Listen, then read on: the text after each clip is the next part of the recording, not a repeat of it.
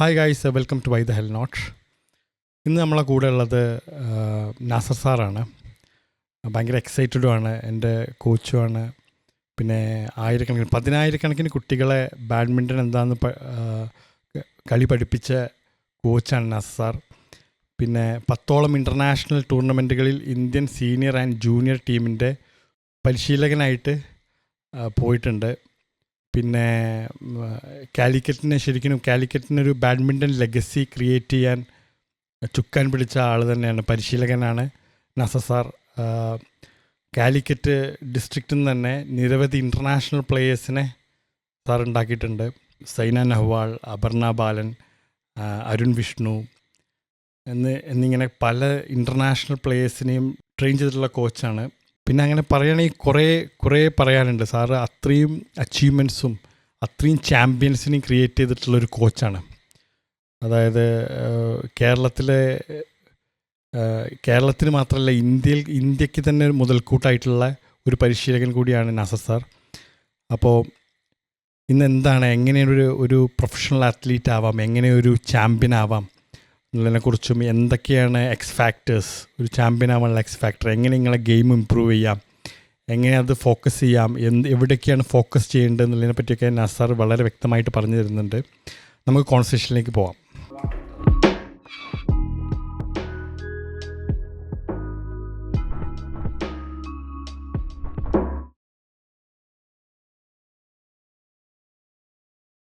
ഇപ്പോഴും കളിയിലപ്പോൾ നിങ്ങൾ കോമ്പറ്റീറ്റീവ് ലെവലിൽ തന്നെ ഇങ്ങനെ പോകും. ഒരു ചേഞ്ച് എന്തായാലും ഇടയ്ക്കിടയ്ക്ക് പിള്ളേർക്ക് ഡെമോൺസ്ട്രേറ്റ് ചെയ്യുമ്പോഴൊക്കെ വേണ്ടേ, അപ്പോൾ അതുകൊണ്ടാണ്. എനിക്ക് കോച്ചിങ് ശരിക്കും നമ്മൾ തുടങ്ങിയിട്ടുണ്ട് കേട്ടോ. നമുക്ക് ഇങ്ങനെ സംസാരിച്ച് പോവാം.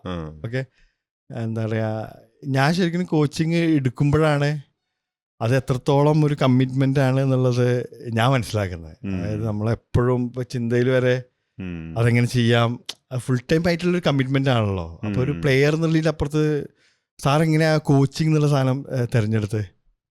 കോച്ചിങ് കളി ഏർലി സ്റ്റേജിൽ വീട്ടിൽ വാപ്പ ബാഡ്മിൻ്റൺ പ്ലെയർ ആയിരുന്നു. ബാഡ്മിൻ്റൺ എന്ന് വെച്ചാൽ ബാൾ ബാഡ്മിൻ്റൺ, അന്ന് ഷട്ടിലില്ലല്ലോ. ബാൾ ബാറ്റും വോളിബോളും കളിക്കുമായിരുന്നു. അപ്പോൾ അവിടെ വീട്ടിൽ ഇന്ന് നാരായണയുടെ ബാറ്റ് ഉണ്ടാവും, വുഡിൻ്റെ. പക്ഷെ അത് നമുക്ക് തരില്ല. നല്ല ബാറ്റ് വാപ്പ ഇങ്ങനെ ഫ്രെയിമൊക്കെ ഇട്ട് ഇങ്ങനെ എന്ന് വെച്ചാൽ വളയാതിരിക്കാൻ വേണ്ടി തടി ബാറ്റല്ലേ, അത് തരില്ല. അതിന് വരെ വാപ്പാട് ഉമ്മ വീശുന്ന ഒരു പാളയൊക്കെ കമുകിൻ്റെ ഇല കട്ട് ചെയ്ത് വിശറി പോലെ ആക്കിയിട്ടേ ഒരു ബാറ്റിൻ്റെ ഷേപ്പിലാക്കിയിട്ട് അവർ അത് വെച്ചാൽ വീശുന്ന, ഫാനൊന്നും ഇല്ലല്ലോ അന്ന്. അതായിരുന്നു നമ്മുടെ ആദ്യത്തെ റാക്കറ്റ്. എന്ന് വെച്ചാൽ അത് ഞാനും എൻ്റെ സിസ്റ്ററും 2 പാള എടുത്തിട്ട് ഒരു വാഴവള്ളി കെട്ടി അപ്പുറം കടലാസ് ചുരുട്ടി മിസ് ചെയ്യാതെ തട്ടുക. അങ്ങനെയാണ് നമ്മൾ കളി തുടങ്ങുന്നത്. പിന്നെ ഗട്ട്സൊക്കെ പൊട്ടുന്ന തന്നെ ബാറ്റ് തരും, കുറച്ച് കളിക്കുക, ചെറുതായിട്ട് ഒടിഞ്ഞ ബാറ്റൊക്കെ. അങ്ങനെ ഒരു സൈലൻ്റായിട്ട് പ്രോത്സാഹിപ്പിക്കുമായിരുന്നു. അപ്പോൾ അങ്ങനെ ഏർലി സ്റ്റേജ് മുതലേ മോൻ കളിക്കാരനാവണമെന്നൊക്കെ ആഗ്രഹം ഉണ്ടായിരുന്നു. പക്ഷേ അന്ന് അവിടെ ഒരു ഇൻഡോറൊക്കെ കൊല്ലത്ത് പോകണം. കൊല്ലം ജില്ലയെന്ന് വെച്ചാൽ നമ്മുടെ അവിടെ നിന്ന് 27 കിലോമീറ്റർ, അല്ലെ ആലപ്പുഴ പോകണം, ആൾമോസ്റ്റ് 50 കിലോമീറ്റർ. അവിടെയൊക്കെ പോയാലേ ഇൻഡോർ ഉള്ളൂ ഒന്ന് കളിക്കാൻ. പക്ഷേ നമ്മളവിടെ ഔട്ട്ഡോറൊക്കെ ഇങ്ങനെ പറ്റാവുന്ന രീതിയിലൊക്കെ വാഴവള്ളി കെട്ടിയും അല്ലെങ്കിൽ ചെറിയ രീതിയിൽ വീശുന്ന വലയുണ്ട്, അതിൻ്റെ നെറ്റെടുത്ത് മുകളിലൊരു കയറൊക്കെ കെട്ടി നെറ്റാക്കിയിട്ട് അങ്ങനെയൊക്കെ കളിക്കുന്നു. ഇപ്പോഴത്തെ കുട്ടികളാണെങ്കിൽ ഇപ്പോൾ തുടക്കം തന്നെ ഡ്യൂറാട്ടൻ റാക്കറ്റ് വേണമെന്ന് വെച്ചാൽ 10,000 രൂപയുടെ ബാറ്റൊക്കെ. മറ്റുള്ള ഒരാൾ കളിക്കുന്നുണ്ടല്ലേ, തുടങ്ങുന്ന തന്നെ ലിൻഡാൻ്റെ ബാറ്റൊക്കെ വെച്ചിട്ടാണ്. അതാണ് ഡിഫറൻസ്. നമ്മളങ്ങ് ബേസ് സ്റ്റേജിൽ നിന്ന് തുടങ്ങിയാണ്, അടയ്ക്കാൻ മരത്തിൻ്റെ ലീഫ് എടുത്ത് അങ്ങനെയാണ്. പിന്നെ കുറേ കളിച്ച് കഴിഞ്ഞപ്പോഴത്തേക്ക് നമുക്ക് ആദ്യം ഇൻഡോർ കളിക്കുന്ന 20ാമത്തെ വയസ്സിലൊക്കെ, ജീവിതത്തിൽ ആദ്യമായിട്ട് ഇൻഡോറിൽ കളിക്കുന്ന ഒരു ആലപ്പുഴ SD കോളേജിൽ, കായംകുളം MSM കോളേജും TKM കോളേജുമായിട്ട്, കൊല്ലം TKM കളി. ഞാൻ അന്ന് കളിച്ച അൽത്താഫ് എന്ന് പറയുന്ന അയാൾ കൊല്ലം ജില്ല ട്രഷറർ ബാഡ്മിൻ്റൺ, അവനെ തോപ്പിക്കുന്നു. അന്ന് ഭയങ്കര ചൂട്. ഇൻഡോറിലൂടെ ആദ്യം കളിയാകുമ്പോഴേ ജയിക്കുന്നു, പക്ഷേ ഭയങ്കരമായിട്ട് നമ്മുടെ ദേഹത്ത് കരിയില കൂട്ടിയിട്ട് തീയിട്ടാൽ എങ്ങനെയുണ്ട് അതേ ഒരു എഫക്റ്റ്, അത് ശീലമില്ലല്ലോ ബോഡിക്ക്. അങ്ങനെയൊക്കെയാണ് നമ്മൾ ഇൻഡോറിൽ കളിക്കാനുള്ള ഒരു ചാൻസ്. ഇപ്പോഴാണ് നമ്മുടെ കരുനാഗപ്പള്ളിയിലും ഇപ്പോൾ കോഴിക്കോട് തന്നെ 200-ലധികം ഇൻഡോർ കോർട്ടുണ്ട്, ചെറിയ ചെറിയ കോർട്ടുകൾ. 10 പേര് ചേർന്ന് ഒരാൾ കളിക്കുകയാണെങ്കിലേ അവർ ചേർന്നിട്ട് ഒരു 20,000 രൂപ വെച്ചിട്ട് ഒരു ഇൻഡോർ അങ്ങ് ഉണ്ടാക്കുക.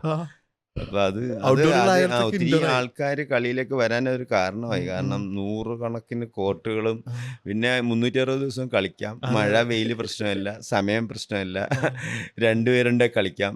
വയസ്സ് പ്രശ്നമില്ല. വയസ്സ് പ്രശ്നം 2 പേരുണ്ടെ ആ, കളിക്കാം. ഫുൾ ഗെയിം കളിക്കാം. അതെ, വേറെ ഒരു ഗെയിമിനും പറ്റൂലല്ലോ ഇങ്ങനെ സത്യം. ഒരു സൗകര്യം. ആ, മറ്റാണെങ്കിൽ 6 മാസം മഴയല്ലേ ഇവിടെ. ഉം, അപ്പോൾ അങ്ങനെയുള്ള അഡ്വാൻറ്റേജ് കൊണ്ടായിരിക്കും ഒത്തിരി പേരിങ്ങനെ ബാഡ്മിൻ്റണിലേക്ക് വരുന്നത്. ഉം. പിന്നെ ഒരുമാതിരിപ്പെട്ട എല്ലാവരും അവരുടെ ഈ പ്രൈമറി ഗെയിം കഴിഞ്ഞ് കഴിഞ്ഞാൽ, ആ പ്രൈമറി ആ, ടൈം കഴിഞ്ഞ് കഴിഞ്ഞാൽ പിന്നെ ഒരു എക്സർസൈസ് മെയിൻറ്റെയിൻ ചെയ്യാൻ പറ്റുന്ന കളിയായിട്ട് അതെ, അതെ, ഓപ്റ്റ് അതെ. ചെയ്യുന്നത്. ആ, കപിൽ ദേവ് കളിക്കും നന്നായി, ഗാവസ്കർ കളിക്കും, ആ, അസറുദ്ദീൻ കളിക്കും. എല്ലാവരും അത്യാവശ്യം ആ, ബാഡ്മിൻ്റൺ ഫിറ്റ്നസ് മെയിൻറ്റെയിൻ ചെയ്യാൻ വേണ്ടിയുള്ള റിക്രിയേഷൻ ഇതാണ് ആ, ഓപ്റ്റ് ചെയ്യുന്നത്. അതെ. അപ്പം അതുകൊണ്ട് തന്നെ ഇഷ്ടം ആൾക്കാർ മരിക്കുന്നുണ്ടേ. ആ, ആ, അത് ബാഡ്മിന്റൺ കളിച്ചുകൊണ്ടാണ് മരിക്കുന്നതെന്ന് പറഞ്ഞിട്ടൊക്കെ ഈ ഇടയ്ക്ക് ആ, ന്യൂസൊക്കെ കുറെ ഉണ്ടായിരുന്നു. ആൾക്കാർ ഓരോ മരിച്ചിരുന്നല്ലോ ഡോക്ടേഴ്സ് കുഴഞ്ഞു ഒത്തിരി വീണിട്ട്. പേര് ആ, മരിച്ചിട്ടുണ്ട്. എന്നുവെച്ചാൽ ഒത്തിരി പേര് കളിക്കുന്നു. അതെ. മിക്കവാറും നല്ലൊരു ശതമാനം പേര് മരിക്കുന്നത് സാധാരണ ഹാർട്ട് അറ്റാക്ക് വന്നല്ലേ. ആ, അപ്പം അതിന് പിന്നെ ഇതിനോട് ചേർത്ത് വെച്ചിട്ട് ഇല്ല തീവ്രവാദികളൊക്കെ മുസ്ലിങ്ങളാന്ന് പറയുന്നല്ലേ. ബാഡ്മിന്റൺ കളിച്ചുകൊണ്ട് ഹാർട്ട് അറ്റാക്ക് വരുന്നതെന്നും പറഞ്ഞ് ചിലർ പറയുന്നു. അപ്പം അതിന് കാരണം കണ്ടെത്തുന്നു അങ്ങനെ. പക്ഷെ ഒത്തിരി പേര് കളിക്കുന്നു. അവസാനം തിരഞ്ഞെടുക്കുന്ന ഗെയിം ഇതായതുകൊണ്ടാണ്. അതെ, അതെ, അതെ. സാർ എന്നിട്ട് എങ്ങനെയാണ് പ്രൊഫഷണലി കളിച്ചിട്ട് ആ ടൈമിൽ തന്നെ കളിച്ച് കേരള പ്രാക്ടീസ് ചെയ്ത് യൂണിവേഴ്സിറ്റി കളിച്ചിട്ടാ വന്നേ? കളിച്ചു. കോച്ചൊക്കെ ഒത്തിരി ഉണ്ടായിരുന്നു, നല്ല കോച്ച്. അന്ന് ഔട്ട്ഡോർ ആയിരുന്നു. ഞാൻ ആ, 300-ലധികം ടൂർണമെന്റ് അന്ന് കളിച്ചിട്ടുണ്ട്. ആ, 100-ലധികം ടൂർണമെന്റ് വിൻ ചെയ്തിട്ടുണ്ട്. ആ, ജോർജ് തോമസ് ഒഴികെ കേരളത്തിലെ എല്ലാ പ്ലേയേഴ്സായിട്ടും കളിച്ചു. ജോർജ് കളിക്കാറില്ലായിരുന്നു. ആ, ജോർജ് എപ്പോഴും ഒരു എക്സിക്യൂട്ടീവ് സ്റ്റാൻഡേർഡ് തീർച്ചയായിട്ടും 6 വർഷം സ്റ്റേജ് ഒരുമാതിരിപ്പെട്ട ടൂർണമെൻറ്റുകളൊന്നും ജോർജ് കളിക്കില്ല. ഒരു എബോ ക്ലാസ് സ്റ്റാൻഡേർഡ്. ബാക്കി എല്ലാ പ്ലേയേഴ്സായിട്ടും കളിച്ചിട്ടുണ്ട്. സ്റ്റേറ്റ് ലെവലിലുള്ള കുറേ പ്ലേയേഴ്സിന് തോൽപ്പിച്ചിട്ടുണ്ട്. നല്ല രസമായിരുന്നു ഔട്ട്ഡോർ കളിക്കുന്നത്. ഭയങ്കര മിക്കവാറും കേരളത്തിലെ ടോപ്പ് പ്ലേയേഴ്സൊക്കെ വന്ന് കളിക്കുമായിരുന്നു. ജോൺ ഐനിസി, ജോൺ അമ്മദ, Marcos, Jason Xavier, S Joy, അങ്ങനെ. സാറിന്റെ കളിനെ പറ്റിയിട്ട് കേട്ടിട്ടുണ്ട്. സാർ ആ ബാക്ക് കൂടി എടുത്തിട്ടുള്ള ആ ഒരു അത് നമ്മളുടെ കൊല്ലത്തൊരു പ്ലെയർ ഉണ്ടായിരുന്നു. അപ്പം നമ്മൾ ഇയർലി സ്റ്റേയിൽ അങ്ങനെ കളിക്കുന്നുണ്ട്. ഇത് ഔട്ട്ഡോറിൽ ഒരെണ്ണം എടുത്തു കഴിഞ്ഞാൽ ശരിക്കും പറഞ്ഞാൽ ഒരു 6 അടിക്കുന്നില്ല. ഞാൻ പെരിന്തൽമണ്ണ എവിടെ ഒരു ടൂർണമെന്റ് 6 കണ്ടിന്യൂസ് എടുത്തു. പിന്നെ ഒരു 10-20 മിനിറ്റ് കളി നിന്നു. ആൾക്കാർ കടലാസ് വലിച്ചെറിയലും ബഹളവും അതൊക്കെ ഒരു രസമായിരുന്നു. അത് അങ്ങനെ എടുക്കുന്നത്, ഡൈവ് ചെയ്തെടുക്കുന്നത്, ബാക്ക് ഹാൻഡ് സ്മാഷ് ചെയ്യുന്നത്, ഇതൊക്കെ ഗാലറിക്ക് ഒരു ഹരമാണ്. അതെ, അത് കാണാൻ വേണ്ടിയിട്ട് ഇപ്പോഴും നമ്മൾ ഈ വെറ്ററൻസ് കളിക്കാൻ പോകുമ്പോൾ പഴയ ബാക്ക് ഹാൻഡ് സ്മാഷ് ഒന്നും ഇല്ലല്ലോ എന്നൊക്കെ പറഞ്ഞിട്ട് കേൾക്കുമ്പോൾ ഒരു രസമുണ്ട്. പക്ഷെ അത് പ്രാക്ടീസ് ചെയ്യാനൊന്നും ടൈമിങ് കിട്ടൂല. അതും ഡൈവും ബാക്കിൽ കൂടെ എടുപ്പൊക്കെ കുറച്ചൊരു ഹൈലൈറ്റ് അതെ, അതെ, അതെ. കാണുന്ന കാണികൾക്ക് ഒരു രസമാണ്. ക്രിക്കറ്റിൽ 6 അടിക്കുന്നല്ലോ, അത് കണ്ടിന്യൂസ് ആയിട്ട് 6 ഒക്കെ അടിച്ച് അങ്ങനെ ഉണ്ടാവും. അതുപോലെ ഒരു എഫക്റ്റ് ഉണ്ടാവും. ഒരു നമ്മൾ കാണാതെ എടുക്കുമല്ലോ, ഷട്ടിലിനെ കാണുന്നില്ലല്ലോ. അവിടെ ഒരു ജഡ്ജ്മെന്റിൽ കറക്റ്റ് ടൈമിങ്ങിൽ ബാക്ക് കൂടെ ബാറ്റ് എടുത്ത് എടുക്കുകയെന്ന് വെച്ചാൽ ഒരു പ്രാക്ടീസ് അത് കാണുന്നവർക്ക് നല്ല ത്രില്ലാണ്, രസമാണ്. വേൾഡ് ക്ലാസ് പ്ലേയേഴ്സ് ഒക്കെ ഇപ്പം എടുക്കാറ്. തായ്സു ഒക്കെ നന്നായി എടുക്കും. തായ്സുയിങ് വനിതാ പ്ലെയർ, അവളാണ് അതിനകത്ത് വേൾഡിൽ ബാക്കി കൂടെ എടുക്കുന്ന ഏറ്റവും നല്ല എഫേർട്ട്ലെസ് ആയിട്ട് എടുക്കുന്നതാണ്. പിന്നെ പണ്ട് മോട്ടോർ ഫാസ്റ്റ് എടുക്കുമായിരുന്നു. പഴയ പ്ലേയേഴ്സ് കുറവാണ് അങ്ങനെയൊക്കെ എടുക്കുന്നവർ. പിന്നെ എപ്പോഴാണ് കോച്ചിങ്ങിലേക്കായിട്ട് മാറുന്നത്? കോച്ചിങ്ങിൽ ഞാനിത് ഡിഗ്രി പഠിച്ചുകൊണ്ടിരിക്കുമ്പോൾ തന്നെ എനിക്ക് MBEഡിന് എൻ്റെ 1-2 സുഹൃത്തുക്കൾ പോയി. അവിടെ പോയിട്ട് അവിടെ ഞാനും മദ്രാസിൽ പോയി, അണ്ണാമല യൂണിവേഴ്സിറ്റിയിൽ അവിടെ പോയി ചേർന്നു. അപ്പോൾ MBEഡ് കോഴ്സ് നടന്നുകൊണ്ടിരിക്കുമ്പോൾ തന്നെ ഞാൻ മുൻപ് പോലീസ് ടെസ്റ്റ് ചെയ്തിരുന്നു, സാധാരണ PSC. അതിന് കിട്ടി. അപ്പോൾ 2ാമത്തെ വർഷം കോഴ്സ് നടന്നുകൊണ്ടിരിക്കുമ്പം തിരിച്ചു വരേണ്ട എന്ന് വെച്ചാൽ അന്ന് നല്ല സാമ്പത്തികമായിട്ട് ബുദ്ധിമുട്ടായിരുന്നു. ഒരുപക്ഷെ കരുനാഗപ്പള്ളിയിലെ ഏറ്റവും വലിയ കുടുംബമായിരുന്നു ഞങ്ങളുടെ. ഒരു 56 ഏക്കർ സ്ഥലമൊക്കെ ഉണ്ടായിരുന്നു. അവിടെ നിന്നെല്ലാം ഗതികെട്ട് ഒന്നുമില്ലാതായി. ഭയങ്കര എന്താണെന്നറിയത്തില്ല. അച്ഛൻ്റെ അച്ഛനൊക്കെ നല്ല ആഡംബര ലൈഫൊക്കെ ആയിരുന്നു. അതുകൊണ്ട് നന്നായിട്ട് ധൂർത്തായി. ഈ വസ്തുവിൻ്റെ ആധാരം കൊണ്ട് കൊടുത്തിട്ട് വെങ്ങാട്ടംപള്ളി എന്ന് പറയുന്നവർ എപ്പോഴും ഞാൻ ഓർക്കുന്നുണ്ട് ആ പേര്. വാപ്പാക്ക് എപ്പോഴും പറയുന്നതായിട്ട് ആൾക്കൊണ്ട് ആധാരം കൊടുത്ത് പൈസ മേടിക്കും. അങ്ങനെ 56 ഏക്കർ തീർന്ന് ഒന്നുമില്ലാതായി. പിന്നെ നല്ല ദാരിദ്ര്യമായിരുന്നു. അപ്പം അങ്ങനെ ഒരു ജോലി, സർക്കാർ ജോലി കിട്ടിയപ്പോൾ പഠിച്ചുകൊണ്ടിരിക്കുകയാണെങ്കിലും ഭയങ്കര വരാൻ നിർബന്ധിതനായി. പിന്നെ ഇവിടെ വന്ന് പോലീസിൽ ചേർന്ന് ഇവിടെയായിരുന്നു ട്രെയിനിങ്, പാണ്ടിക്കാട്. 9 മാസം ട്രെയിൻ ചെയ്തു. 2-3 ദിവസം വർക്ക് ചെയ്തിട്ട് പിന്നെ ഞാൻ ലീവ് എടുത്ത് വീണ്ടും പോയി MBEഡ് കംപ്ലീറ്റ് ചെയ്തു. അപ്പോൾ MBEഡിലിരിക്കുമ്പോഴാണ് ഇതുപോലെ NISന് എൻ്റെ വേറെ ഒരു സുഹൃത്തുമായിട്ട് അതിന് ഫോം മേടിച്ചുകൊണ്ട് വരുന്നത്, മോഹനേന്ദ്രൻ എന്ന് പറയുന്നത്. ഫോം മേടിച്ചുകൊണ്ട് ഞാൻ NISന് പോയി. NIS ചെല്ലുന്നുണ്ടെങ്കിൽ അറിയുന്നു, NISൽ അവിടെ ആ ബാച്ചിൽ ഫസ്റ്റ് റാങ്ക് വന്നു കഴിഞ്ഞാൽ നിങ്ങൾക്ക് ഇവിടെ ബാഡ്മിൻ്റൺ കോച്ചായിട്ട് സെൻട്രൽ ഗവൺമെൻറ് ഡയറക്റ്റ് എടുക്കും, സായി. ഡയറക്ടർ. ഓ, ഒറ്റ ആളിനെ കിട്ടുള്ളൂ. ഞങ്ങളുടെ ബാച്ചായിരുന്നു NISന്റെ ചരിത്രത്തിലെ ഏറ്റവും വലിയ ബാച്ച്. 21 പേര്. 2 തോമസ് കപ്പ് പ്ലേയേഴ്സ്, 2 പേര് ശ്രീലങ്കയിൽ നിന്ന്. ഭയങ്കര റെക്കോർഡ് ബാച്ചാണ്. അപ്പം ഞാൻ വെറുതെ ചെല്ലുന്നുണ്ടെ തന്നെ ചോദിക്കും ഓരോരുത്തരടുത്ത്, ഈ NISന് ഇവിടെ വന്ന ഫസ്റ്റ് റാങ്ക് മേടിച്ച് കഴിഞ്ഞാൽ ജോലി കിട്ടുമെന്നൊക്കെ അറിയാവുന്ന ഹിന്ദിയിലൊക്കെ. അപ്പോൾ അവർ നല്ല പച്ചത്തരി ഹിന്ദിയിൽ പറയും, പോയി എങ്ങനെയെങ്കിലും ജയിച്ചിട്ട് പോടാന്ന്. നമ്മൾ പക്ഷെ മനസ്സിലായി കിടപ്പുണ്ടായിരുന്നു. കാരണം ഈ ബാഡ്മിൻ്റൺ കോച്ചിൻ്റെ ജോലി അന്ന് ഞാൻ പോലീസിൽ നിന്ന് ലീവ് എടുത്ത് പോയല്ലേ, അത് DYSP റാങ്കിലുള്ള സാലറിയാണ്. എന്ന് വെച്ചാൽ 5-6 ഈ police, head constable, ASI, SI, circle, പിന്നെ അത് കഴിഞ്ഞിട്ടാണ് DYSP. 6 സ്റ്റെപ്പ് മുകളിൽ. അത് നമുക്ക് പോലീസിൽ ഇരുന്നുകൊണ്ട് തൽക്കാലം സങ്കല്പിക്കാൻ പറ്റാത്തവരാണ്. ഞാൻ അതേന്നും പറഞ്ഞ് ഇതിങ്ങനെ മനസ്സിൽ കിടക്കുവാണ്, ജോലി ജോലി ജോലി, വെറും പോലീസുകാരനിൽ നിന്ന് DYSPയിലേക്കുള്ള റാങ്കിലുള്ള. അതിങ്ങനെ മനസ്സിൽ വെച്ച്, അതിങ്ങനെ വെച്ചുകൊണ്ടാണ് ഞാൻ പിന്നെ ഓരോ ദിവസവും കഴിഞ്ഞു വന്നു. പൗലോ കൊയ്ലോയുടെ മലയാളം ഞാൻ വായിച്ചിട്ടുണ്ടായിരുന്നു. ആൽക്കമിസ്റ്റ് ഇംഗ്ലീഷ് 2 വട്ടം വായിച്ചിട്ട് ഒരു പിടിയില്ല. എന്താ സാധനം?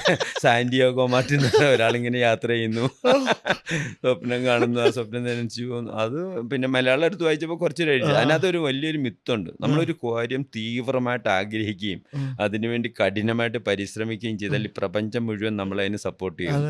അത് വലിയൊരു ഇതായിരുന്നു. എൻ്റെ ആഗ്രഹം ഇങ്ങനെ മനസ്സിൽ കിടക്കുന്നു, എന്നാലും ഒരു ചാൻസ്. 21 പേര്, അതും ഹിന്ദിക്കാർ. ഞാൻ മലയാളി ഞാൻ മാത്രമേ ഉള്ളൂ. ഹിന്ദിക്കാരെന്ന് വെച്ചാൽ അവിടുത്തെ UPയിലാണ് സാറിൻ്റെ ഒക്കെ വീട്. സാറിൻ്റെ തൊട്ട നൈബറുണ്ട്, സാറിൻ്റെ എന്താ മാമൻ്റെ മോനൊക്കെ ഉണ്ട്, ഇവനൊക്കെ ഉണ്ട്. പക്ഷേ നമ്മുടെ ഒരു ഇതിൽ തിയറി വൈസും പ്രാക്ടിക്കൽ വൈസും ഫിറ്റ്നസ് വൈസും ഗെയിം വൈസും നമ്മളെ കവിച്ച് വെക്കാൻ ഒരാളുണ്ടായിരുന്നു, ചന്ദ്രശേഖർ തുർക്കി. അവനെ മറക്കൂല ജീവിതത്തിൽ.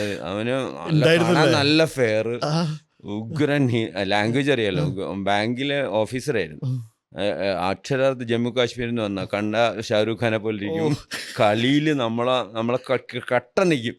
ബാക്കി എല്ലാത്തിലും ഔട്ട്സ്റ്റാൻഡിങ് ഇൻ്റലിജൻ്റ് ആണ്, നല്ല ഇംഗ്ലീഷാണ്. അപ്പോൾ ഇവനെ ഓവർകം ചെയ്യാൻ. പിന്നെ 2 തോമസ് കപ്പ് പ്ലേയേഴ്സ് ശ്രീലങ്ക. അവർ പിന്നെ സബ്ജക്റ്റിനൊക്കെ ഭയങ്കര മോശമായിരുന്നു. അതുകൊണ്ട് അത് എനിക്ക് പ്രശ്നമില്ല.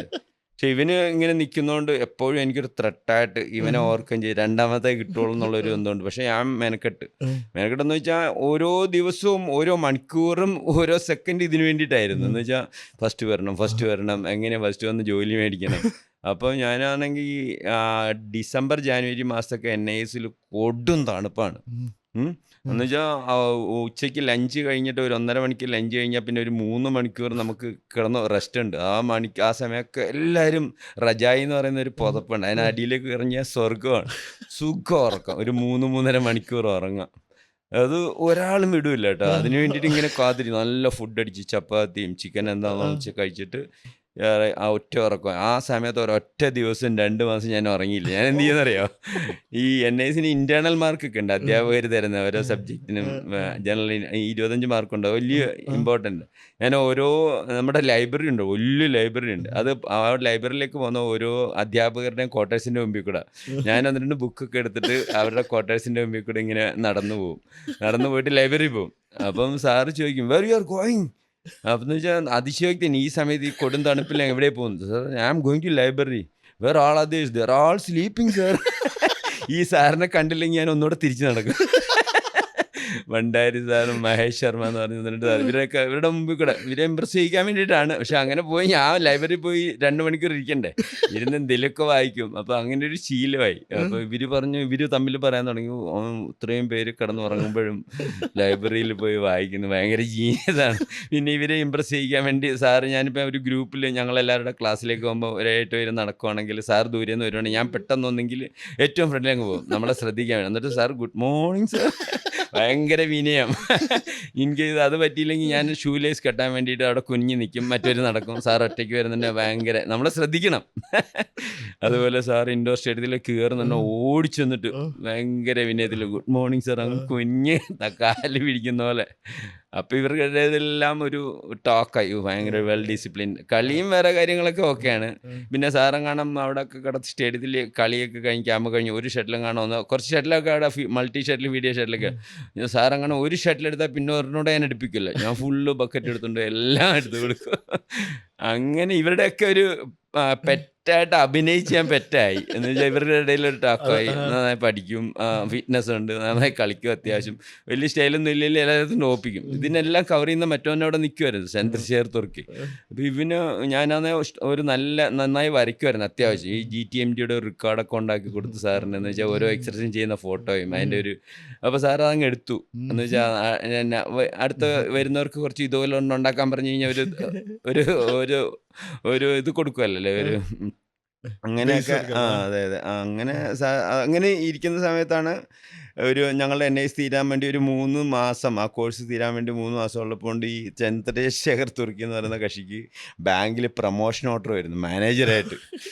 ഞാൻ ചെന്ന് പറഞ്ഞു, ഇത് മാനേജറായിട്ടൊക്കെ പ്രൊമോഷൻ കിട്ടിയാൽ പോകണ്ടേ, അവൻ നല്ല ഫ്രണ്ടാണ്, പോകണ്ട, ഇനി ഇതുപോലൊരു ഓപ്ഷൻ കിട്ടും, പിന്നെ ഇതുപോലെ കിട്ടണമെന്നില്ല, അത് നിങ്ങളുടെ നാട്ടിൽ ജമ്മുവിൽ തന്നെ. അങ്ങനെ പറഞ്ഞു അതിനെ കയറ്റി കൺഫ്യൂസ്ഡ് ആയ അവസാനം അയാൾ പോയി.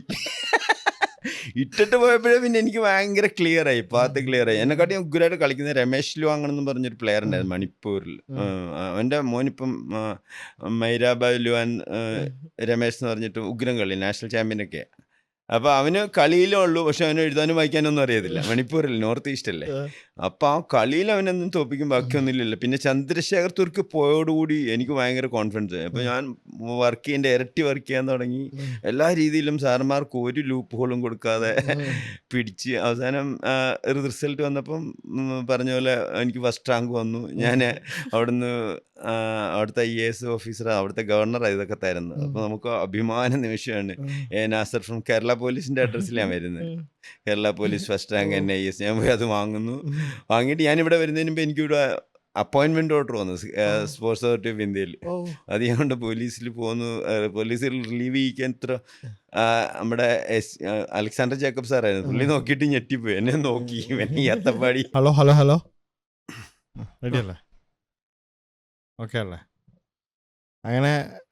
അങ്ങനെ പോലീസിൽ നിന്ന് പോന്നിട്ടാണ് സാറ് കയറുന്നത് ജോലിക്ക് കോച്ചായിട്ട്. എവിടെയാണ് ഫസ്റ്റ് കോച്ചായിട്ട് വരുന്നത്? ഞാൻ വീട്ടിൽ NIS കഴിഞ്ഞ് വീട്ടിലെത്തുന്നതിന് മുമ്പ് അപ്പോയിൻമെന്റ് ഓർഡർ വീട്ടിൽ വരുന്നു.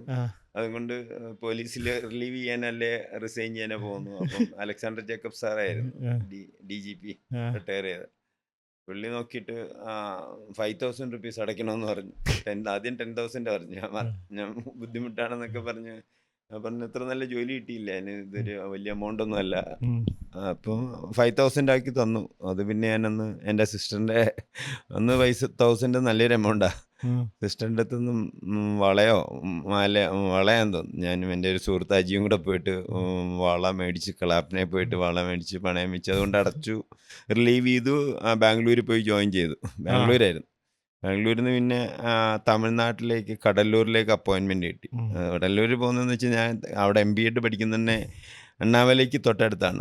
അവിടുത്തെ ലാസ്റ്റ് ടൂർണമെൻറ്റ് ഞാനാണ് വിൻ ചെയ്തത്, സിംഗിൾസും ഡബിൾസും. വലിയ ക്യാഷ് പ്രൈസ് ഉള്ള അന്ന് ആ ക്യാഷ് പ്രൈസ് മേടിച്ചായിരുന്നു ഞങ്ങൾ 6 മാസത്തെ മെസ് ഫീസൊക്കെ അടച്ച്.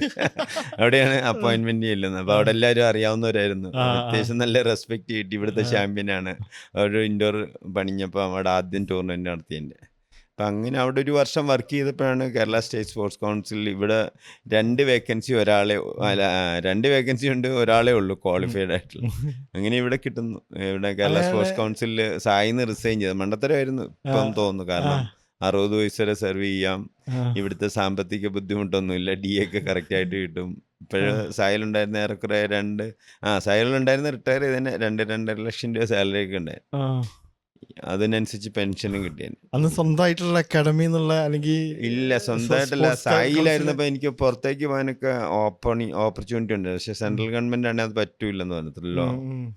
പിന്നെ ഇവിടെ വന്നപ്പോൾ ഇവിടെ തൃശ്ശൂർ 3 വർഷം വർക്ക് ചെയ്തു. തൃശ്ശൂർ ഇപ്പോഴത്തേക്ക് നല്ല കുട്ടികളൊക്കെ വരാൻ തുടങ്ങി, നല്ലൊരു അത്യാവശ്യം അറിയപ്പെടാൻ തുടങ്ങി നമ്മളിങ്ങനെ. അപ്പം കോഴിക്കോട്ടൊക്കെ ട്രാൻസ്ഫർ ആയപ്പോൾ തൃശ്ശൂരൊക്കെ വരാൻ വേണ്ടി തൃശ്ശൂരുള്ളവരൊക്കെ നന്നായിട്ട് ശ്രമിച്ചു. ഞാനും ശ്രമിച്ചു. എന്ന് വെച്ചാൽ തൃശ്ശൂർ നല്ലൊരു സെന്റർ ആണല്ലോ, കേരളത്തിന്റെ സെന്റർ, സാംസ്കാരികപരമായിട്ടും എല്ലാ രീതിയിലും. കോഴിക്കോട് ചെന്ന് ഞാൻ പതുക്കെ പിടിച്ചു വന്നു. അവിടെ ഒരു അപർണബാലൻ എന്ന് പറയുന്ന ഒരു ചെറിയ കുട്ടിയാണ്. അന്ന് ഞാൻ ചെന്നപ്പം 1 മാസമേ ഉള്ളു ക്യാമ്പിന് വന്നിട്ട്. Aparna summer camp. അപർണ അന്ന് മോഹനേന്ദ്രനായിരുന്നു അവിടെ വർക്ക് ചെയ്തിരുന്നത്, മോഹനേന്ദ്രൻ നായർ. അപ്പോൾ പുള്ളി അപർണയെ കുറിച്ച് പറഞ്ഞില്ല, സജിത്ത് ഉണ്ടായിരുന്നു, PV സജിത്ത്, ശ്രീത്തിന്റെ അനിയൻ. സജിത്ത് ആയിരുന്നു ഏറ്റവും നല്ല അവിടുത്തെ പ്ലെയർ. അന്ന് ആ സജിത്ത് ആ വർഷം തന്നെ സ്റ്റേറ്റ് ചാമ്പ്യനായി. അപ്പോഴത്തേക്ക് നമുക്കൊരു പിന്നെ അപർണ അന്ന് അറിയപ്പെടുന്ന ഒരു പ്ലെയർ ഒരു വർഷം കൂടെ കഴിഞ്ഞപ്പോഴത്തേക്ക് എല്ലാ സ്റ്റേറ്റ് മുഴുവൻ അറിയപ്പെടാൻ തുടങ്ങി. അപർണ 97 ബാറ്റ് പിടിച്ചിട്ട് 2001 നാഷണൽ ചാമ്പ്യൻ ആവുന്നു. അത് നമുക്ക് ഭയങ്കര ഒരു ഹൈപ്പായിരുന്നു. കാരണം പെട്ടെന്നല്ലേ 4 വർഷം കൊണ്ട് 4 വർഷം കൊണ്ട് district champion, state champion, national champion. National ചാമ്പ്യൻഷിപ്പിൽ ഡബിൾ ക്രൗൺ. അന്ന് ഞങ്ങൾ ഇവിടുന്ന് ബസ്സൊക്കെ എടുത്തിട്ട് രാമിൻ്റെ കാറിൽ 117 ഒരു സെൻ കാറിൽ ഞാൻ ഓടിച്ചു പോകുന്നത്. ഞാൻ, രാജേച്ചി, രാമിൻ്റെ അച്ഛന്, നമ്മുടെ ഒരു 10-20 കുട്ടികൾ, ശ്രുതി, എല്ലാവരും ഉണ്ട് ഇവിടുത്തെ പിൽക്കാലത്ത് സ്റ്റാറായ എല്ലാ പ്ലേയേഴ്സും കൂടെ. അന്ന് എല്ലാവരും 13 റേഞ്ചിലാണ്. 13 നല്ല രസമായിരുന്നു അന്നത്തെ യാത്രയും. അവിടുന്ന് ഞങ്ങളൊരു രാജേച്ചിയൊക്കെ പറഞ്ഞിട്ട് 2 ദിവസം മുമ്പേ അവിടെ എത്തി. ഭയങ്കര തണുപ്പല്ലേ, അപ്പോൾ ഷട്ടിൽ ഭയങ്കര ഫാസ്റ്റ്, എയർ റെസിസ്റ്റൻസ് തീരെ കുറവായിരിക്കും. വെള്ളയ്ക്ക പോലെ പോവും അടിച്ചു കഴിഞ്ഞാൽ. ബാൾ ബാഡ്മിൻ്റൺ അത് ബോൾ പോകുന്ന പോലെ ഷട്ടിൽ പോകും. അപ്പോൾ ഞങ്ങൾ 2 ദിവസം മുമ്പേ അവിടെ എത്താൻ പറ്റിയതും അവിടെ വേറെ ഒരു കോർട്ടെടുത്ത് കുറേ പ്രാക്ടീസൊക്കെ ചെയ്ത് അങ്ങനെ പറഞ്ഞ ഒരു ക്വാർട്ടർ സെമിയിലൊക്കെ വരുമെന്നൊക്കെ വിജയേട്ടൻ പ്രതീക്ഷ. വിജയേട്ടൻ പറഞ്ഞു ഫൈനലിൽ വരുമോ, ഒരു മെഡൽ മേടിക്കുകയോ ചെയ്താൽ ഗോൾഡ് കോയിൻ ഓഫർ ചെയ്തു ജയിക്കുവാണെങ്കിൽ. അങ്ങനെ പറഞ്ഞ രാവിലെ ഡബിൾസ് വിൻ ചെയ്യുന്നു, വൈകിട്ട് ഉച്ചയ്ക്ക് സിംഗിൾസും വിൻ ചെയ്യുന്നു. അത് അന്നും തോപ്പിച്ച അപർണയുടെ പാർട്ട്ണർ ദീപ്തി പരാഞ്ച്പേ എന്ന് പറയുന്നുണ്ട്. 23 വർഷം മുമ്പുള്ള കളിയാണ്. പിന്നെ അപർണ ഫൈനലിൽ തോപ്പിച്ച അവളെ വൈകിട്ട് ഫൈനലിൽ ദീപ്തി പരാഞ്ച്പയായിട്ട് ചേർന്ന് ഡബിൾസ് ജയിച്ചിട്ട് വൈകിട്ട് ഫൈനലിൽ സിംഗിൾസിലും മറ്റുള്ളത് മഹാരാഷ്ട്രയുടെ നമ്പർ 1 തോപ്പിച്ച് ചാമ്പ്യൻ ആവുന്നു.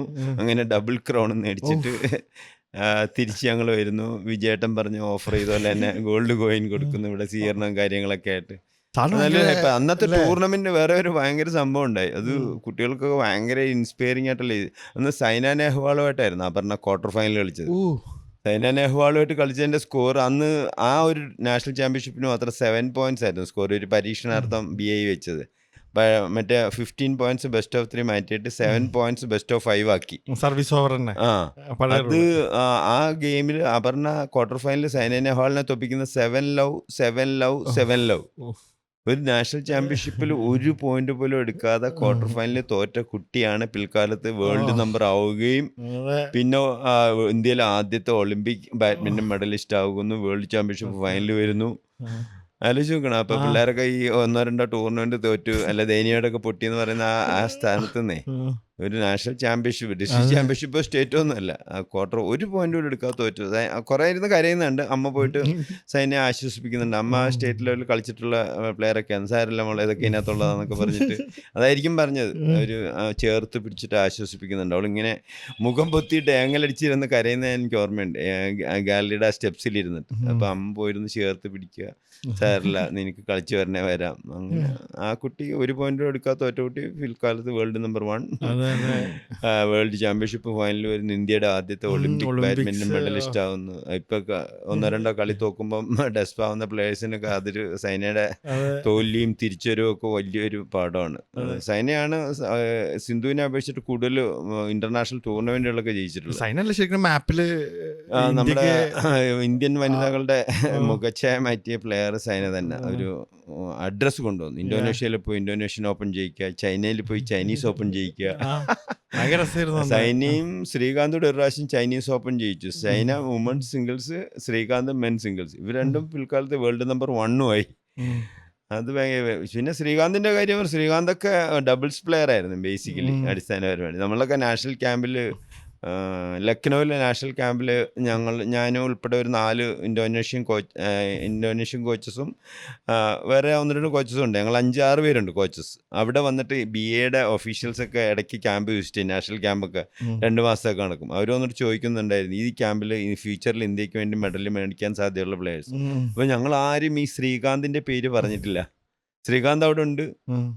ഇഷ്ടംപോലെ അന്ന് ഇന്ത്യയിലെ ടോപ്പ് പ്ലെയേഴ്സും മറ്റേ ഈ ടോപ്പ് ഡബിൾസ് പ്ലേയേഴ്സും സിംഗിൾസ് പ്ലേയേഴ്സും എല്ലാം ഉണ്ട്. അപ്പോൾ ഒരൊറ്റ ആൾ പോലും എഴുതി കൊടുക്കാൻ വേണ്ടി ശ്രീകാന്തിന്റെ പേര് എഴുതി കൊടുത്തില്ല. അയാള് പിൽക്കാലത്ത് വേൾഡ് നമ്പർ 1 ആയി. അപ്പോൾ നമ്മളൊക്കെ പ്രഡിക്റ്റ് ചെയ്യുന്ന ഒരു കോച്ചിനെ എങ്ങനെ അന്ന് ശ്രീകാന്ത് ഡബിൾസ് അല്ലേ കളിക്കുന്നത്. അപ്പോൾ നമ്മളിങ്ങനെ നന്നായി കളിക്കും, ഡബിൾസ് കളിക്കും, തീരെ മോശമൊന്നുമില്ല, നല്ല സുഖമായിട്ട് കളിക്കും. പക്ഷെ അന്ന് സമീർ വർമ്മയും സൗരവ് വർമ്മയും ചേട്ടൻ അനിയന്മാർ അവരായിരുന്നു അന്നത്തെ അവിടുത്തെ സ്റ്റാർ. എല്ലാവരും നമ്പർ 1, 2 ആയിട്ട് അവർ പിന്നെ ബംഗാളിലെ ഒരു പെൺകുട്ടി ഉണ്ടായിരുന്നു, ഋതുപർണ ദാസ്. അവളെ വുമൻസിൽ അവളുടെ പേര് എഴുതി കൊടുത്തു. എല്ലാവരും ഓൾമോസ്റ്റ് സെയിം ആയിരുന്നു വെച്ചാൽ അന്നത്തെ പെർഫോമൻസ് വെച്ചിട്ട്. പക്ഷെ എല്ലാത്തിനെയും മാറ്റിമറിക്കാൻ കഴിയും നമ്മൾ ഒരാൾ വിചാരിച്ചു കഴിഞ്ഞാലേ.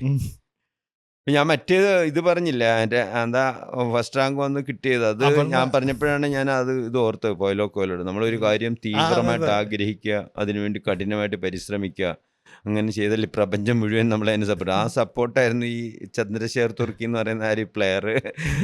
ദൈവം സപ്പോർട്ട് ചെയ്തതാണ്. അയാളെ തിരിച്ച് ബാങ്കിലെ മാനേജറായിട്ട് പ്രൊമോട്ട് ചെയ്യുന്നു, നമുക്ക് ഓപ്പണിംഗ് ക്ലിയർ ആയിട്ട് തരുന്നു, ജയിക്കുന്ന. അതൊക്കെ ഒരു ഭയങ്കര അനുഭവം തന്നെയാണ്. സാറിന്റെ കോച്ചിങ്ങേ ഇപ്പൊ ഞാൻ എടുത്ത സമയത്ത് ഞാൻ അവിടെ വന്നിട്ട് കോഴിക്കോട് വന്നിട്ട് ഒരു 2 വർഷത്തിന്റെ മേലെ സാറിന്റെ അടുത്തുണ്ടായിരുന്നു. ആ ടൈമിലാണല്ലേ സത്യം പറഞ്ഞാല് ഭയങ്കര പോസിറ്റീവായിട്ടുള്ള എനർജി. എൻ്റെ അത്രയും ഫിസിക്കൽ ഫിറ്റ്നസ്സിൽ ഞാൻ എൻ്റെ ലൈഫിൽ എവിടെയും നിന്നിട്ടില്ല, ഏതൊരു പോയിന്റിലും നിന്നിട്ടില്ല. പിന്നെ സാറ് തരുന്ന ഒരു എനർജി അങ്ങനെ തന്നെയായിരുന്നു. സാറിന് എപ്പോഴും ഒരു ഒഴിവില്ലാത്ത ജോലി പോലെയാണല്ലോ. അതായത് വെക്കേഷനിൽ സാറിന് ഇരട്ടി പണിയായിരിക്കും. വെക്കേഷനാണ് നല്ല എൻജോയ് ചെയ്യുന്നത്. കാരണം ഒരു സെക്കൻഡ് ഒഴിവില്ല. ഞാൻ വെക്കേഷൻ എന്ന് പറഞ്ഞാൽ അന്ന് ഒരു പ്രാവശ്യം വെക്കേഷനിൽ ഞാൻ രാവിലെ ഫിറ്റ്നസ് 6:30 to 8 ഫിറ്റ്നസ് കഴിഞ്ഞ് ഒരു ബാച്ച് 8 to 10 സമ്മർ ക്യാമ്പ് കഴിഞ്ഞിട്ട് പിന്നൊരു നിങ്ങളുടെ സ്പെഷ്യൽ ട്രെയിനിങ് ഉണ്ട്, സ്പെഷ്യലായിട്ട് നല്ല പ്ലേയേഴ്സിന് വേണ്ടി. അതൊക്കെ ഞങ്ങളുണ്ടായിരുന്നു ആ ബാച്ചിൽ. അതും കഴിഞ്ഞിട്ട് 11:30 to 1:30 കഴിഞ്ഞിട്ട് ഞാൻ അപ്പം തന്നെ ബസ്സിൽ കയറിയിട്ട് ഒരു അസൈൻമെൻറ്റ് ഉണ്ടായിരുന്നു, കേരള സ്റ്റേറ്റ് ഗവൺമെൻറ്റിൻ്റെ. പോയിരിക്കാൻ പറ്റത്തില്ല, വയനാട് സുൽത്താൻ ബത്തേരിയിൽ. ഇവിടുന്ന് ഞാൻ അപ്പം തന്നെ ബസ്സിൽ കയറുന്ന ഒരൊറ്റ ഉറക്കം. അവിടെ ചെന്ന് ഇറങ്ങുക, ഒരു 4 മണിയാകുമ്പോൾ അവിടുന്ന് ഒരു 4 മുതൽ 6 വരെ ക്യാമ്പ് എടുക്കുക. അത് കഴിഞ്ഞിട്ട് 7 മണിക്ക് തിരിച്ച് ബസ് കയറുക, ഇവിടെ വരിക. അങ്ങനെ 2 മാസം. അത് ഭയങ്കര സമയം. പിന്നെ സമ്മർ ക്യാമ്പിൽ പിന്നെ അങ്ങ് എൻജോയ് ചെയ്യുകയാണ് നമ്മൾ, പിള്ളേരെയൊക്കെ ആയിട്ട്. പിള്ളേരെ ഹെൽപ്പ് ചെയ്യാനും രാവിലെ ഫിറ്റ്നസ് കഴിഞ്ഞിട്ട് പോയി ഒരുമിച്ച് പോയി ബ്രേക്ക്ഫാസ്റ്റ് കഴിക്കൽ, മസാല ദോശ കഴിക്കൽ. പിന്നെ അന്നൊക്കെ എനിക്ക് ഓർമ്മയുണ്ട്, ഞാൻ അന്ന് എവിടെയെങ്കിലും ഒരു സെക്കൻഡ് ഇരുന്ന് അപ്പം ഉറങ്ങിപ്പോവും, അത്രയ്ക്ക് ക്ഷീണമാണ്. ഞാൻ തിരിച്ച് കാറിൽ പോയി വീട്ടിൽ എന്തെങ്കിലും ഇടയ്ക്കൊന്ന് പോയിട്ടൊന്ന് ഫ്രഷായി തിരിച്ചു വന്നാൽ ട്രാഫിക് ബ്ലോക്ക് ഉണ്ടല്ലോ നന്ദിലത്തിൻ്റെ അവിടെ വന്നിട്ട് ഒരു 90 സെക്കൻഡ് അവിടുത്തെ അതിന് ഞാൻ അലാറം വെച്ചിട്ട് അവിടെ ഇരുന്ന് കാറിലിരുന്ന് ഉറങ്ങിയിട്ടുണ്ട് 90 സെക്കൻഡ്. എന്ന് വെച്ചാൽ ഒന്നും അറിയാതെ കുറച്ച് നേരം ഇരിക്കാമല്ലോ. അത്രയ്ക്ക് ക്ഷീണമായിരുന്നു. പക്ഷേ people rarely succeed unless they have fun in what they are doing എന്നൊരു ചൊല്ലുണ്ട്. നമ്മൾ എന്തെങ്കിലും ആസ്വദിച്ച് ചെയ്യുകയാണെങ്കിൽ അത് ഭയങ്കര സക്സസ് ആയി. അല്ലെ you will never get tired or bored by doing what you love to do it. നമ്മൾ ചെയ്യാൻ ഇഷ്ടപ്പെടുന്ന ഒരു പ്രവൃത്തി ചെയ്താൽ നമുക്ക് ഒരു ക്ഷീണമൊന്നും ഉണ്ടാവില്ല, ഒരു ചെയ്യുന്നതായിട്ട് തോന്നൂല. അതിൽ വേദനയും കിട്ടൂലേ? വേദനയൊക്കെ ഉണ്ട്, വേദന കിട്ടൂലേ? നല്ല രസമാണ്. നല്ല അന്നൊക്കെ കളിക്കാനും നല്ല. കുട്ടികളെ എല്ലാം സമ്മർ ക്യാമ്പിലെ പുതിയ കുട്ടികളെ അവർക്ക് നമ്മൾ കളിക്കുന്ന ഭയങ്കര ആവേശം. എല്ലാവരെയും കുട്ടികളെ ഇരുത്തിയിട്ട് നമ്മുടെ അന്നത്തെ സ്റ്റാർസിനെയൊക്കെ, നമ്മുടെ നീരജ്, ശ്രുതിനെയൊക്കെ എല്ലാരും തോപ്പിക്കായിരുന്നു വെച്ചാൽ കുട്ടികളെ. അത് പഴയ റൂളാ കളിക്കുന്നത്. ഞാനെന്ന് വെച്ചാൽ അവർ ഒപ്പോണന്റ് സെർവ് ചെയ്യുന്നുണ്ടെ ഒരിക്കലും മിസ്റ്റേക്സ് വരുത്താതെ കളിക്കുന്നത്. നമ്മൾ സെർവ് ചെയ്യുമ്പോൾ റിസ്കി സ്ട്രോക്സും ഡൈവ് എന്തൊക്കെ ചെയ്യാൻ പറ്റാതെ. അതൊരു തന്ത്രമായിരുന്നു, രസമായിരുന്നു. ഭയങ്കരമായിട്ട് എൻജോയ് ചെയ്ത സമയമായിരുന്നു കോഴിക്കോട്ട് ക്യാമ്പ്. ശരിക്കും അവിടുന്ന് കോഴിക്കോട് 17 കുട്ടികളെ ഇന്ത്യയെ റെപ്രസെന്റ് ചെയ്തു. അത് കോഴിക്കോട് വലിയൊരു ബാഡ്മിൻ്റൺ വലിയൊരു സെൻ്റർ ഒന്നും അല്ലായിരുന്നു അതിനു മുമ്പ്. കാരണം അവിടുന്ന് ഒരു സ്റ്റേറ്റ് ചാമ്പ്യൻ പോലും ഇല്ലായിരുന്നു. ഞാൻ അവിടുന്ന് അന്ന് ഇന്ത്യയിലെ പ്രഗത്ഭരായ 2 കോച്ചസ് അവിടെ വർക്ക് ചെയ്യുക. ഒന്ന് ഭാസ്കർ ഗാംഗുലി, ഗാംഗുലി പ്രസാദ് എൻ്റെ അടുത്ത് അവിടുന്ന് പോകുന്നതിന് മുമ്പ് ഞാൻ അവിടെ ചെന്ന്, പുള്ളി അവിടെ ഉണ്ട്. പുള്ളി അന്ന് അവിടുന്ന് റിലീവ് ചെയ്ത് പോകുന്നതിന് മുമ്പ് എൻ്റെ അടുത്ത് I wasted my 5 years at Calicut എന്നാണ് പറഞ്ഞത്. പിന്നെ മോഹനേന്ദ്രൻ പുള്ളി എൻ്റെ അടുത്ത് പറഞ്ഞത്, നമ്മുടെ അടുത്ത സുഹൃത്തുമാണ്, ഞാൻ 5 വർഷം ഇവിടെ കിടന്ന് മുരടിച്ചട, നീ അനുഭവിക്കുന്നത്. ഞാനവിടെ ചെല്ലുമ്പോൾ അവിടെ 2 കോട്ടേ ഉള്ളൂ ശരിക്കും. ഒരു വലിയൊരു സ്റ്റേഡിയത്തിൻ്റെ ഒരു മൂലയ്ക്ക് 2 കോട്ട് മാത്രം. ഇഷ്ടംപോലെ കുട്ടികൾ കളിക്കാൻ വരും. ഞാൻ 2 കോട്ട് 3 കോട്ടാക്കി. കോട്ട് കൂടുതലാക്കുന്നത് നമുക്ക് ജോലി കൂടും, പക്ഷെ അത് ആസ്വദിക്കുവാണെങ്കിൽ ഒരു പ്രശ്നമില്ല. 3 കോട്ടാക്കി. വത്സേട്ടൻ ഭയങ്കരമായിട്ട് ഹെൽപ്പ് ചെയ്തു. എത്ര കോട്ട് വേണേലും ഇട്ടോളാൻ പറഞ്ഞു. 3, 4, 5, 6 അവസാനം 8 കോട്ടായി. എത്ര കുട്ടികൾ വേണേലും എടുക്കാവുന്ന കണ്ടീഷനായി. കുട്ടികൾ ഇഷ്ടം പോലെ വന്നു. അപ്പം മാസമായിട്ട് കുട്ടികൾ വരുമ്പോൾ നല്ലതിനെ മാത്രം നമ്മൾ നന്നായിട്ട് ശ്രദ്ധിക്കും. നമ്മളൊരു കുറേ ചെടികൾ ഒരുമിച്ച് നടുന്നു, ഒരുപോലെ വെള്ളവും വളവും ഒഴിക്കുന്നു, അതിൽ ചിലവ് മാത്രം നന്നായി പുഷ്പിക്കുന്നു. അപ്പോൾ നമ്മൾ അതിന് നല്ല കോൺസെൻട്രേഷൻ കൊടുക്കും. കുറച്ച് പേര് പരാതിയൊക്കെ പറയും, പക്ഷെ വീണ്ടും വീണ്ടും കുട്ടികളുണ്ടായിക്കൊണ്ടിരിക്കുമ്പം അവരുടെ പരാതിയൊക്കെ അതിൽ അഴിഞ്ഞു പോവും. അപർണ വാലിന്, അരുൺ വിഷ്ണു, റാംസി, വിജി, അനുഗ്രഹ, സാര, പിന്നെ ഗോവിന്ദ്, അജയ്, ഇങ്ങനെ എഡ്വിന്, അരവിന്ദ്, 17 പ്ലേയേഴ്സ് ഇന്ത്യ റെപ്രസെന്റ് ചെയ്ത് ഓടുന്നു. ഇന്ത്യ റെപ്രസെന്റ് ഡിസ്ട്രിക്ട് ചാമ്പ്യന്മാരൊന്നുമല്ല. അങ്ങനെ ഒരു ഡിസ്ട്രിക്റ്റിൽ നിന്ന് ഒരു കോച്ചിന്റെ കീഴിലൊന്നും ഉണ്ടായിട്ടില്ല എവിടെയും. ഇപ്പൊ ഗോപിചന്ദിലൊക്കെ പുള്ളി ഒരു ഐക്കോണല്ലേ, എന്ന് വെച്ചാൽ റാണി ഈച്ച എവിടെ ഉണ്ട് അവിടേക്ക് തേനീച്ചകൾ അടുക്കുന്നല്ലോ. ഗോപിചന്ദിന്റെ അടുത്തേക്ക് ഇന്ത്യയിലെ 723 ഡിസ്ട്രിക്റ്റിൽ നിന്നും കുട്ടികൾ ചെല്ലുന്നു. അവിടെ റിസൾട്ട് സ്വാഭാവികം, ഏറ്റവും ബെസ്റ്റ് മാത്രം ചെല്ലുന്നു, റിസൾട്ട് സ്വാഭാവികമായിട്ട് ഉണ്ടാകുന്നു. പുള്ളിയുടെ ഒരു ഇതല്ലേ. ഇപ്പം നീൽ ആംസ്ട്രോങ് ചന്ദ്രനെ കുറിച്ച് എന്തെങ്കിലും പറയുകയാണെങ്കിൽ എല്ലാവരും ശ്രദ്ധിക്കും. നീൽ ആംസ്ട്രോങ്, എഡ്വിൻ ആൾഡ്രിൻ, അതുപോലെ മറ്റേ ഹിമാലയത്തിൽ കയറിയ ഹിലാരിയോ, അവര് ഇതിനെക്കുറിച്ച് പറയുകയാണെങ്കിൽ സ്വാഭാവികമായിട്ടും ഗോപി വേൾഡിലെ ടോപ്പ് പ്ലെയർ ആയിരുന്നു, ഓൾ ഇംഗ്ലണ്ട് ചാമ്പ്യൻ ആയിരുന്നു. അപ്പം ഇന്ത്യയിൽ അങ്ങനെ ഒരു പ്ലെയർ വന്നപ്പം അയാൾ കോച്ചിങ് തുടങ്ങുമ്പോൾ ഞാനും ഉണ്ടായിരുന്നു കൂടെ. ഒരു 3-4 വർഷം ഗോപിയുടെ കൂടെ ഉണ്ടായിരുന്നു, ഇടവിട്ട്. അപ്പോൾ അത് അവിടെയും ട്രെയിനിങ് ആസ്വദിക്കാനും എല്ലാ പിള്ളേരുമായിട്ടും ഇന്ത്യയിലെ ടോപ്പ് പ്ലേയേഴ്സിനെയൊക്കെ ട്രെയിൻ ചെയ്യാനുള്ള അവസരം കിട്ടി. സൈന, സിന്ധു, ശ്രീകാന്ത്, കശ്യപ്, പ്രണോയ്. അവർക്കൊക്കെ ട്രെയിനിങ് മാറുന്നുണ്ടോ അതോ എന്താണ് അവിടെ? ട്രെയിനിങ് അതുപോലെ തന്നെ പുള്ളിയുടെ പിന്നെ ഒരു ഇൻസ്പിറേഷൻ ഉണ്ടല്ലോ. കുട്ടികളെ നമ്മൾ പറയുന്നതും ശ്രദ്ധിക്കുന്നതല്ല. ഗോപി പറയുമ്പോൾ ഒരു കീനായിട്ട് അറ്റൻഷൻ ഉണ്ടാവും, ഒരു വാച്ച്ഫുൾ, അത് മാത്രം മതി. പുള്ളിയുടെ ആ മജസ്റ്റിക് പ്രസൻസ് എന്ന് പറയുന്നത്, രാജകീയ സാന്നിധ്യം. പണ്ട് ഈ റിലയൻസ് കപ്പിൽ കളിക്കുന്നെ നമ്മൾ ഒരു പ്രതിസന്ധിയിലായ സമയത്ത് രവി ശാസ്ത്രിയുടെ ഒരു കമന്റ് ഉണ്ടായിരുന്നു, the majestic presence of Mohammad Azharuddin and Sachin Tendulkar is good enough to win this match. അതങ്ങനെ തന്നെയായിരുന്നു. അവരവിടെ ഒന്ന് അടിക്കുകയൊന്നും വേണ്ട, അവിടെ നിന്നാൽ മതി. ഇന്ത്യക്ക് ഒരു കോൺഫിഡൻസ് ഉണ്ടല്ലോ, അവർ രണ്ട് വേൾഡ് ക്രിക്കറ്റിലെ അവരുടെ അങ്ങനെ അത് ആ ഒരു കോൺഫിഡൻസ്. അവർ കുറേ തട്ടിമുട്ടി കളിച്ചാലും അവരവിടെ ഉണ്ടെങ്കിൽ കളി ജയിക്കും. അതുപോലെ ഗോപി അവിടെ ഉണ്ടായിരുന്നാൽ മതി. അവിടെ ബാക്കി ട്രെയിനിങ് ഒക്കെ പോയിക്കോളും ഇങ്ങനെ. അത് പുള്ളിയുടെ പ്രസൻസും പിന്നെ നമ്മുടെ ഇടയ്ക്ക് കോച്ചസിനെ കുറിച്ച് പറയുന്ന, an average coach tells, A good coach demonstrate and A great coach will inspire ചെയ്യണം പിള്ളേരെ. അത് പുള്ളിയുടെ ഭാഗത്ത് നിന്ന് നന്നായിട്ടുണ്ട്, ഇൻസ്പിറേഷൻ. കോച്ചസ് കുറെ കോച്ചസേ ഇപ്പോൾ എന്താണ് പുറത്തൊക്കെ ഇവിടുന്നൊക്കെ പോയിട്ട് ചെയ്യുന്ന കോച്ചസൊക്കെ അവർ പറയുന്നത് വെച്ചാൽ സ്ട്രോക്സും ഇതൊക്കെ കൊടുക്കണ്ടേ, പക്ഷെ കുട്ടിക്ക് ആ ഉള്ളിൽ ഫയർ കൊടുക്കാൻ പറ്റുന്നില്ല. ചെറിയൊരു ഫയർ കത്തിക്കാൻ പറ്റണം. ഇപ്പൊ കോഴിക്കോടൊക്കെ വരുമ്പോഴൊരു സാധനം, സാറിന്റെ കയ്യിലുള്ള സാധനം അതല്ലേ എനിക്ക് തോന്നുന്നത്. ശരിയാണ്. നമ്മുടെ ഇന്തോനേഷ്യയിൽ നിന്ന് വന്ന കോച്ചസ് ഒക്കെ പറഞ്ഞു ഇതുപോലെ കുട്ടികൾ ഒരു കോച്ചിനെ കൊണ്ട് ഒരു ആവേശമായിരിക്കണം. അത് കോച്ചസിനൊന്നും ഇല്ലെന്ന് പറഞ്ഞിട്ട് ഞങ്ങളിങ്ങനെ അവര് ഇന്തോനേഷ്യൻ കോച്ചൊക്കെ ഒരു ക്യാമ്പ് എടുക്കാൻ വന്നപ്പോൾ ഇങ്ങനെ നമ്മളിങ്ങനെ കാറിൽ പോകുമ്പോൾ ഈ റെയിൽവേ ഗേറ്റിൻ്റെ അടുത്തല്ലേ, കോഴിക്കോട് റെയിൽവേ ഗേറ്റിൻ്റെ അടുത്ത് വന്നപ്പോൾ സെൻറ്റ് ജോസഫ് സ്കൂളിലെ പിള്ളേരെല്ലാം കൂടെ, ചെറിയ പിള്ളേർ എല്ലാം കൂടി ഒന്ന് സാർ നമ്മളെ കാണുമ്പോഴൊരു അത് കണ്ടിട്ട് പുള്ളി ഇങ്ങനെ എന്നോട് ചേർന്ന് വന്നിട്ടൊന്ന് ആക്കിയത്, അതിനെക്കുറിച്ച് സംസാരിച്ചുകൊണ്ട് വരുമായിരുന്നു.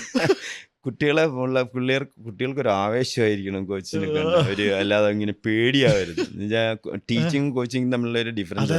ഒരു കുട്ടിയെ കരതലാമലകം പോലെ അറിയണമെന്ന് പറയുന്നത് വെച്ചാൽ ഉള്ളം കയ്യിലെ നെല്ലിക്ക് നമുക്ക് എത്ര ക്ലിയർ ആയിരിക്കും, അതുപോലെ ഒരു കുട്ടിയെക്കുറിച്ച് ശരിക്കും നമ്മൾ അവൻ്റെ വീട്ടിലെ സ്ഥിതി എന്താണ്, ഫിനാൻഷ്യലി. ചില കുട്ടികൾ ഡൈവേഴ്സ്ഡ് ആയിരിക്കും, ചില അമ്മയില്ലാത്ത കുട്ടികളായിരിക്കും, അച്ഛനായിട്ട് വേർപിരിയും. അങ്ങനെയൊക്കെ ഇപ്പോഴത്തെ കേസിൽ ഇഷ്ടംപോലെ വരുന്നുണ്ട് അങ്ങനെയുള്ള കുട്ടികളെ. അപ്പോൾ അവർക്കൊരു അച്ഛൻ്റെ കെയർ കൊടുക്കാൻ പറ്റുക, അത് പിന്നെ അവരുടെ എല്ലാ കാര്യങ്ങളും, വീട്ടിലെന്താ പ്രശ്നം, ഫുഡിൻ്റെ കാര്യത്തിലുള്ള പ്രശ്നമോ എന്തെങ്കിലുമൊക്കെ ഇഷ്യൂ ഉണ്ടെങ്കിൽ അതങ്ങനെയൊക്കെ ഇഷ്ടംപോലെ കുട്ടികൾ നമുക്ക് അറിയാൻ പറ്റിയിട്ടുണ്ട് പേഴ്സണലായിട്ട്. അപ്പോൾ അവർക്ക് അങ്ങനെ ഒരു കെയറും നല്ല ടാലൻറ്റഡും ആണെങ്കിലേ അത് ഭയങ്കരമായിട്ട് അവരെ നന്നായി ഇൻസ്പയർ ചെയ്യാൻ പറ്റും ഈ രീതിയിൽ. പറഞ്ഞല്ല, ചെറിയ ആ സ്പാർക്കില്ലേ, അത് കത്തിച്ചെടുക്കാൻ പറ്റും. അത് കണ്ടെത്തുകയും കത്തിച്ചെടുക്കുകയും ചെയ്യണം. ആ ചെറിയൊരു തീക്കരി വലിയ കാട്ടുതീ ആക്കാൻ പറ്റുന്ന അയാളാണ് കോച്ച്.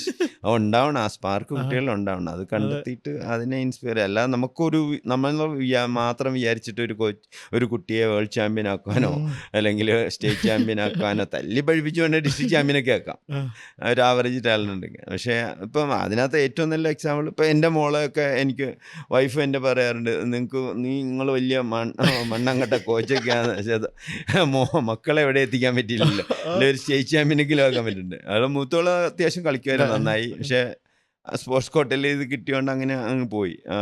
നന്നായി കളിക്കുകയും ചെയ്യായിരുന്നു, നന്നായി പഠിക്കുകയും ചെയ്യായിരുന്നു. ഇളയവളാണെങ്കിൽ അത്യാവശ്യം നല്ല ടാലൻ്റ് ആണ്, ഭയങ്കര ഉളപ്പാ. അത് നമുക്ക് അതിൻ്റെ നല്ല എക്സാമ്പിൾ ഞാൻ പറയുന്ന ഓരോരുത്തർ കുട്ടികളെ കൊണ്ടുവരുന്ന നമ്മൾ പറയുന്നതൊക്കെ ചെയ്യുന്നു. രാവിലെ വെളുപ്പിനെ വരാൻ പറയുന്നു വരുന്നു, ഉച്ചയ്ക്ക് വരാൻ പറയുന്നു വരുന്നു, വൈകിട്ട് വരാൻ പറയുന്നു വരുന്നു. അതിന് ഏറ്റവും നല്ല എക്സാമ്പിൾ ഗോപിചന്ദിൻ്റെ മോനാണ് സായി. അവന് ലോകത്തിലെ ഏറ്റവും വലിയ ഫെസിലിറ്റീസിലേക്കാണ് ജനിച്ച് വീഴുന്നത്. ഏറ്റവും നല്ല കോച്ചിൻ്റെ അടുത്ത് കോച്ചിങ് ട്രെയിനിങ് കിട്ടുന്നു, നല്ല ടാലൻറ്റഡ് ആണ്.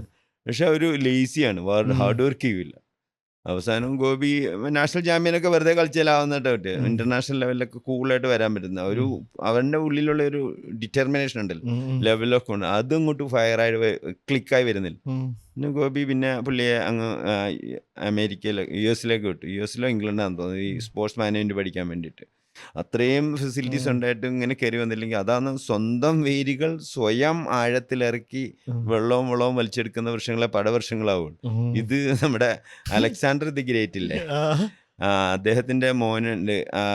അലക്സാണ്ടറിൻ്റെ ചെറുപ്പകാലത്ത് അലക്സാണ്ടറിൻ്റെ അച്ഛൻ ഫിലിപ്പ് രാജാവ് പിന്നെ ലോകത്തിലെ ഏറ്റവും നല്ല അധ്യാപകനെ കൊണ്ട് പഠിപ്പിക്കണമെന്ന് പറഞ്ഞിട്ട് ഫിലിപ്പ് രാജാവ് അന്വേഷിക്കുന്നുണ്ട്. ഈ ലോകത്തിൽ അന്ന് നിലവിലുള്ള ഏറ്റവും നല്ല അധ്യാപകൻ ചോദിച്ചപ്പം അത് നമ്മുടെ സോക്രട്ടീസിൻ്റെ ശിഷ്യനെ അരിസ്റ്റോട്ടിലാണ്. കേട്ടിട്ടില്ലേ, നമ്മളെ ഹിസ്റ്ററിയിലൊക്കെ കൂടെ പഠിച്ചു. പക്ഷേ പുള്ളി അന്ന് ഇത് ഈ ടീച്ചിങ് ഒക്കെ നിർത്തി കുറേ ഇതൊക്കെ ലെസ്ബോസ് എന്നൊരു ദ്വീപിൽ ഒറ്റയ്ക്ക് ഒളിവിൽ പോയി താമസിക്കുമായിരുന്നു.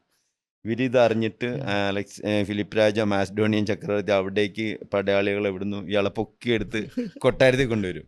എന്നിട്ട് ഇയാൾ ചോദിച്ചതൊക്കെ കൊടുത്തു, പഠിപ്പിച്ചേ പറ്റൂ, രാജാവിൻ്റെ കൽപ്പനയല്ല. എന്നിട്ട് അപ്പോൾ പുള്ളി കേൾക്കുന്നു, പുള്ളിയുടെ കണ്ടീഷനൊക്കെ അംഗീകരിച്ചപ്പം പുള്ളിയുടേതായുള്ള ഒരു സ്റ്റൈലുണ്ട് പഠിപ്പിക്കൽ. റൂമിനകത്തിരുത്തി പഠിപ്പിക്കില്ല, എല്ലാ കൊട്ടാരത്തിലെ ഉദ്യാനത്തിലൊക്കെ ഇങ്ങനെ നടന്നു. അപ്പം അങ്ങനെ നടക്കുന്ന സമയത്ത് ഈ ചെറിയ അലക്സാണ്ടർ ചോദിക്കുന്നുണ്ട് ഈ ഗുരുവായ അരിസ്റ്റോട്ടലിനോട്, ഒരു 10 വയസ്സൊക്കെ ഉണ്ടാവും, ഗുരു നമ്മൾ ഇഷ്ടംപോലെ വൃക്ഷങ്ങൾ ഇവിടെ നട്ടു വളർത്തുന്നുണ്ട്, കറക്റ്റായിട്ട് വെള്ളം ഒഴിക്കുന്നുണ്ട്, കറക്റ്റായിട്ട് വളമിടുന്നുണ്ട്, കീടങ്ങൾ വരെ സംരക്ഷിക്കുന്നുണ്ട്, മരുന്നൊക്കെ അടിച്ചിട്ട്. ഇത് പക്ഷേ ഇതിലൊരൊറ്റ വൃക്ഷം പോലും കാട്ടിലെ വനകളെ പോലെ പാടവൃക്ഷങ്ങളാവുന്നില്ലല്ലോ. ഇപ്പോൾ അരിസ്റ്റോട്ടിൽ പറയുന്നുണ്ട്, അലക്സാണ്ടർ നിങ്ങൾക്കിതിൽ വലിയൊരു പാഠം പഠിക്കാനുണ്ട്. നമ്മളിനി എത്ര വലിയ അധ്യാപകനല്ല, എത്ര വലിയ കോച്ചാണെങ്കിലും, ഏതൊക്കെ രീതിയിൽ എങ്ങനെയൊക്കെ എന്തൊക്കെ ഫെസിലിറ്റീസ് ഉണ്ടെങ്കിലും സ്വന്തം വേരുകൾ സ്വയം ആഴത്തിലിറക്കി വെള്ളവും വലിച്ചെടുത്ത് വളരുന്ന വൃക്ഷങ്ങളെ പടവൃക്ഷങ്ങളാവും. ഒരു world level, Asian level, Olympic champion അങ്ങനെയൊക്കെ ആവണമെങ്കിൽ അവരുടെ തന്നെ ഒരു ഫയർ ഉണ്ടാവും. അതിന് വേറെ ഒരു എക്സാമ്പിൾ നമ്മുടെ ഈ റാഫേൽ നഡാൽ 22 ഗ്രാൻഡ് സ്ലാം നേടിയപ്പം അന്ന് ഫെഡറർ ഓവർകം ചെയ്തിട്ട് 22 ലോകത്തിൽ ഏറ്റവും കൂടുതൽ ഗ്രാൻഡ് സ്ലാം നേടിയ ആളായി. അപ്പോൾ ലോകത്തിലെ പത്രക്കാരൊക്കെ സ്വാഭാവികമായിട്ടും ആ ടൂർണമെൻറ്റ് കഴിഞ്ഞ ഉടനെ അവരെ ഇൻ്റർവ്യൂ ചെയ്യണം. കാർലോസ് മൊയർന്ന് ഇയാളുടെ കോച്ച് റാഫേലിൻ്റെ, കാർലോസ് മൊയർ ചോദിക്കുന്നു, യു വിൽ ബി പ്രൗഡ് എന്നൊക്കെ ചോദിച്ചിട്ട്, നിങ്ങളുടെ കുട്ടി നിങ്ങളുടെ സ്റ്റുഡൻറ്റ് ഏറ്റവും അധികം ഗ്രാൻഡ് സ്ലാം നേടുന്ന പ്ലെയർ ആയിട്ടുണ്ട്, നിങ്ങൾക്ക് ഭയങ്കര അഭിമാനം തോന്നുന്നുണ്ടോയെന്ന് ചോദിക്കുമ്പം കാർലോസ് മൊയർ പറയുന്നുണ്ട്, I am not responsible for even one of the many Grand Slam that Rafael had won.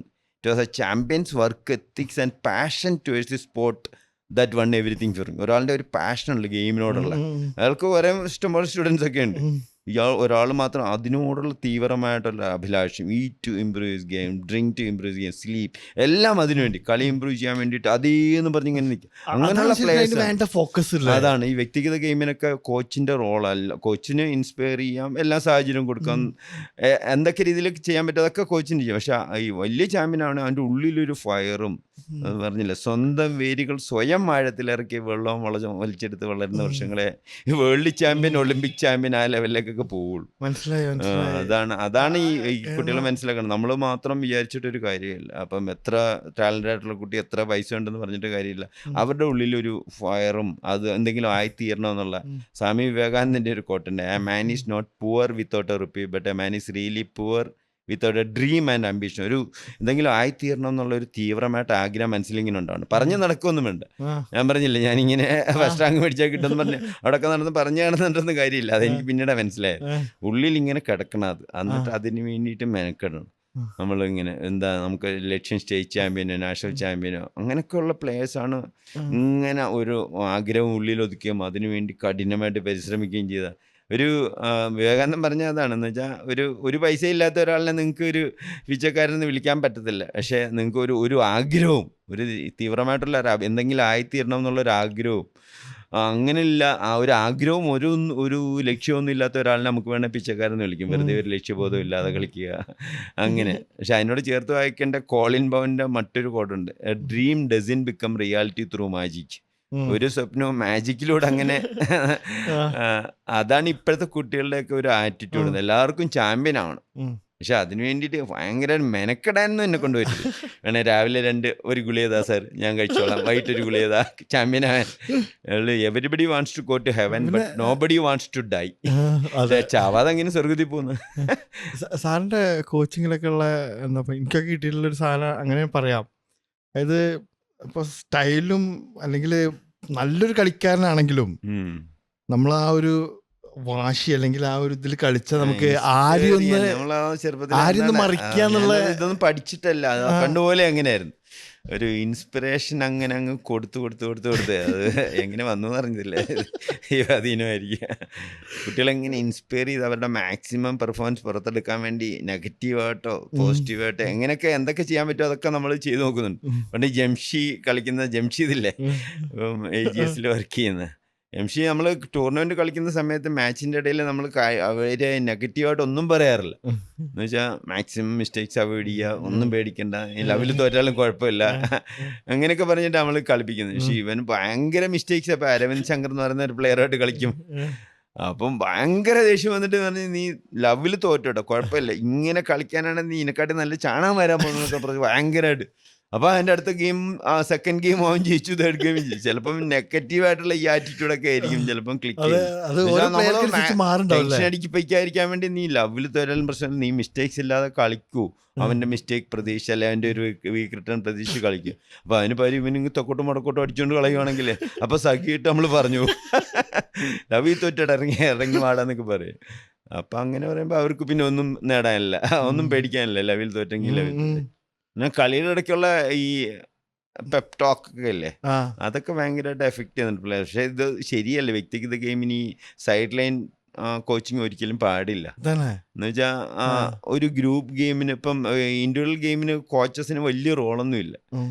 ഇപ്പം ലിൻഡാൻ്റെ കോച്ചാന്ന് ആരാന്ന് എനിക്കറിയത്തില്ല, ലീ ചോങ്ങിയുടെ കോച്ച് ആരാന്ന് അറിയത്തില്ല. ലോകത്തിലെ ഏറ്റവും വലിയ വനിതാ ബാഡ്മിൻ്റൺ കരോളിനാണ്ട മാറിൻ്റെ കോച്ച് ഒരു ഫുട്ബോൾ കോച്ചായിരുന്നു ആദ്യം.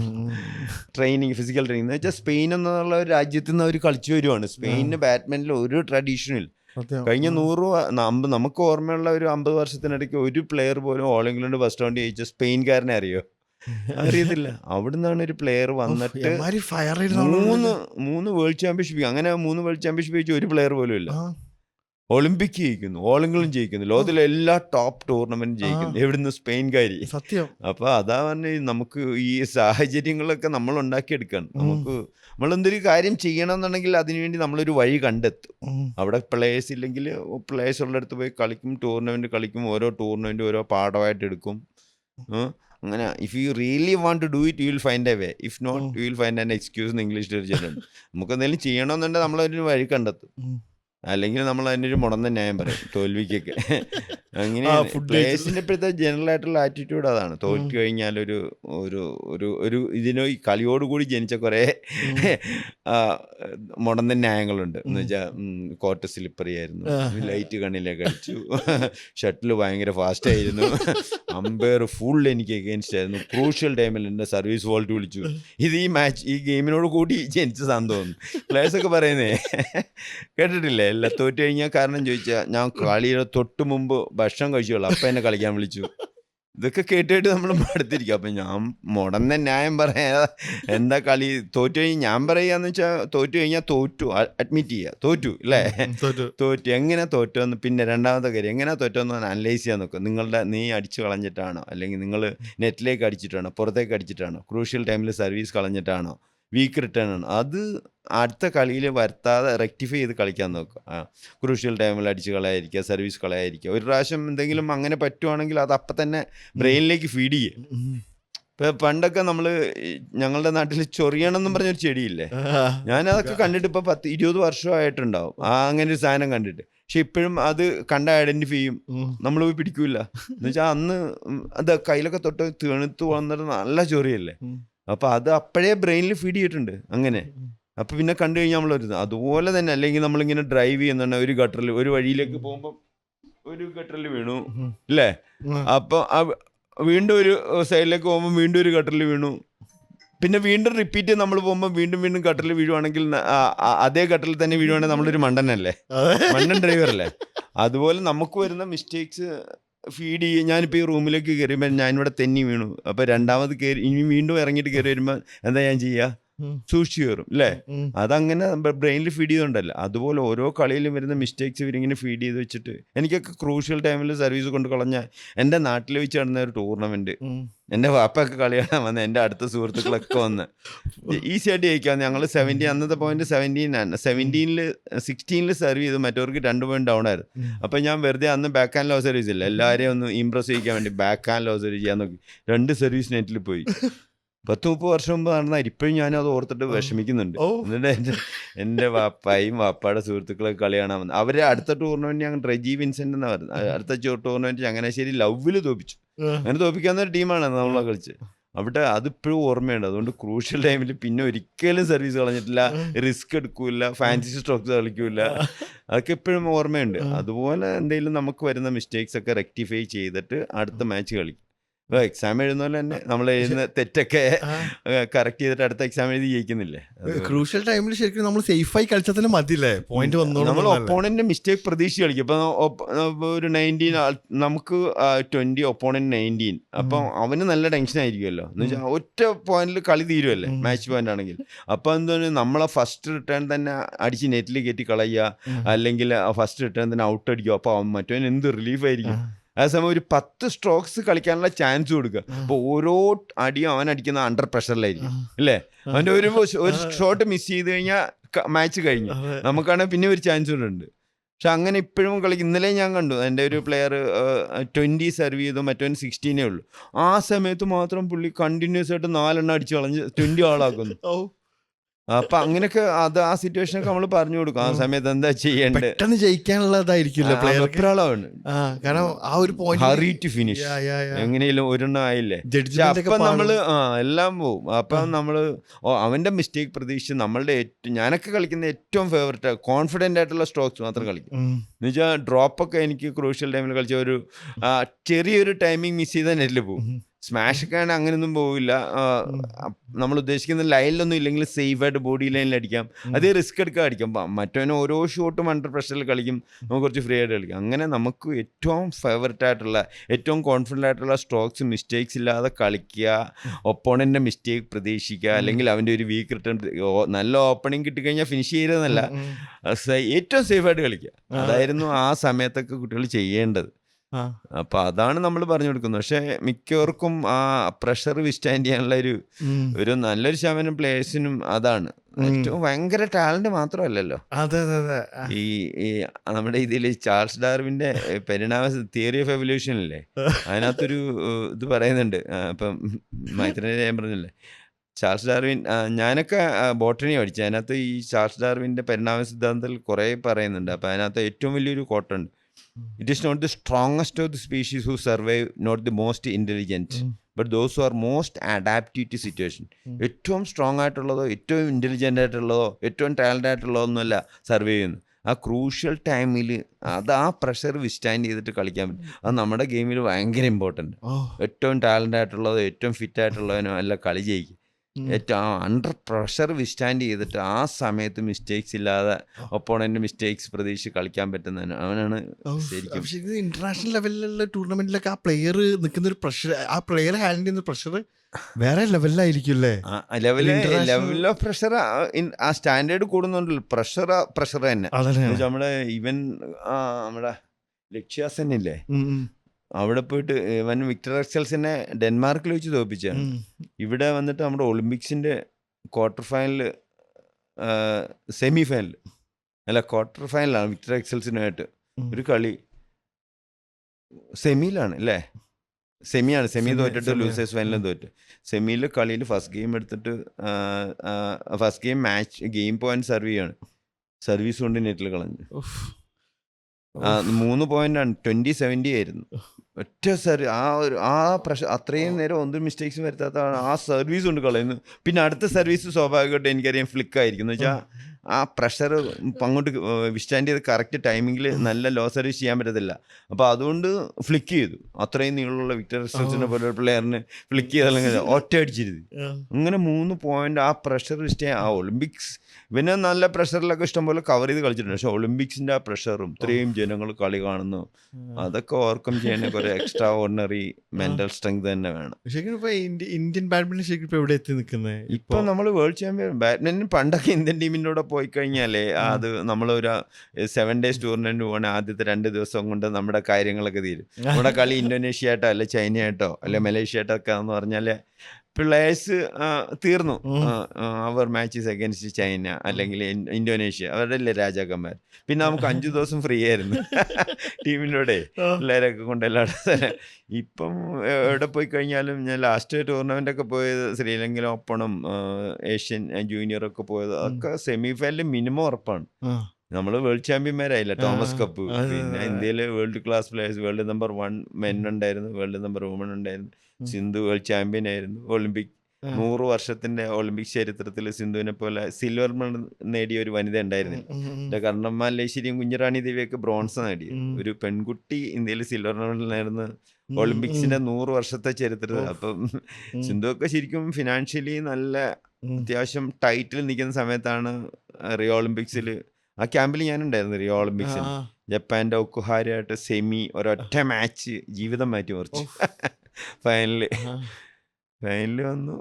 വന്നപ്പോഴത്തേക്ക് അപ്പൊ തന്നെ 100 കോടി രൂപയായി. തിരിച്ചിവിടെ വന്നു സഹാറ ഗ്രൂപ്പ് സ്പോൺസർ ചെയ്യുന്നു. സിന്ധുവിന്റെ ഫുള്ള് അഡ്വർടൈസ്മെന്റ് ഒക്കെ അവർ ഏറ്റെടുക്കുന്നു. സിന്ധുവിന്റെ അച്ഛനെന്ന് പറയായിരുന്നു സിന്ധുവിന്റെ ചേച്ചിക്ക് ഡോക്ടറാണ്, MBBS, ഗൈനക്കോളജിക്ക് അഡ്മിഷൻ മേടിക്കാൻ വേണ്ടിയിട്ട് 1,10,00,000 രൂപ കൊടുത്തു. ആൾമോസ്റ്റ് തൂത്തുവാരി കൊടുത്തതെന്ന്. ആ ഒരു സ്റ്റേജിൽ നിന്നാണ് തിരിച്ചു വരുന്നത് 100 കോടിയുടെ സ്വത്ത്. ഇപ്പം ഭയങ്കര കോടീശ്വരിയല്ലേ. കേരളത്തിലെ അവസ്ഥ എന്താണ് ഇപ്പോ? കേരളം പണ്ട് പോലെ ബാഡ്മിന്റൺ നല്ല ടാലന്റഡ് ആണ്. അറിഞ്ഞു സനയ തോമസ്, രൂപേഷ്, ആദ്യം ഡബിൾസിന്റെ ഒരു ഫ്രെയിം വർക്ക് ഉണ്ടല്ലോ നമ്മളെ ബാഡ്മിന്റൺ. അത് നമ്മളെ പ്ലേയേഴ്സും അങ്ങനെയാണോ? അല്ല, ഈ ടാലന്റഡ് മടിയന്മാരാണ് ഡബിൾസിലേക്ക് കൺവേർട്ട് ചെയ്യുന്നത്. കേരളത്തിന്റെ ഈ സനയും രൂപേഷും ഡിജോ ഉഗ്ര സിംഗിൾസ് പ്ലേയേഴ്സ്, സിംഗിൾസ് ചാമ്പ്യന്മാരായിരുന്നു. ഇവൻ ജസീൽ പി ഇസ്മയിൽ വരെ നാഷണൽ റാങ്കിങ് ടൂർണമെന്റ് ജയിച്ചിട്ടുണ്ട്. ബെലേരി എന്ന് പറയുന്ന ഒരു സ്ഥലത്ത് senior national ranking tournament win ചെയ്ത പ്ലെയറാണ് ജസീൽ പി ഇസ്മയിൽ. ജെയ്സൺ സേവറും സിംഗിൾസ് ജയിച്ചാണ്, ജസീൽ ജൂനിയർ സിംഗിൾസ് ജയിച്ചാണ്.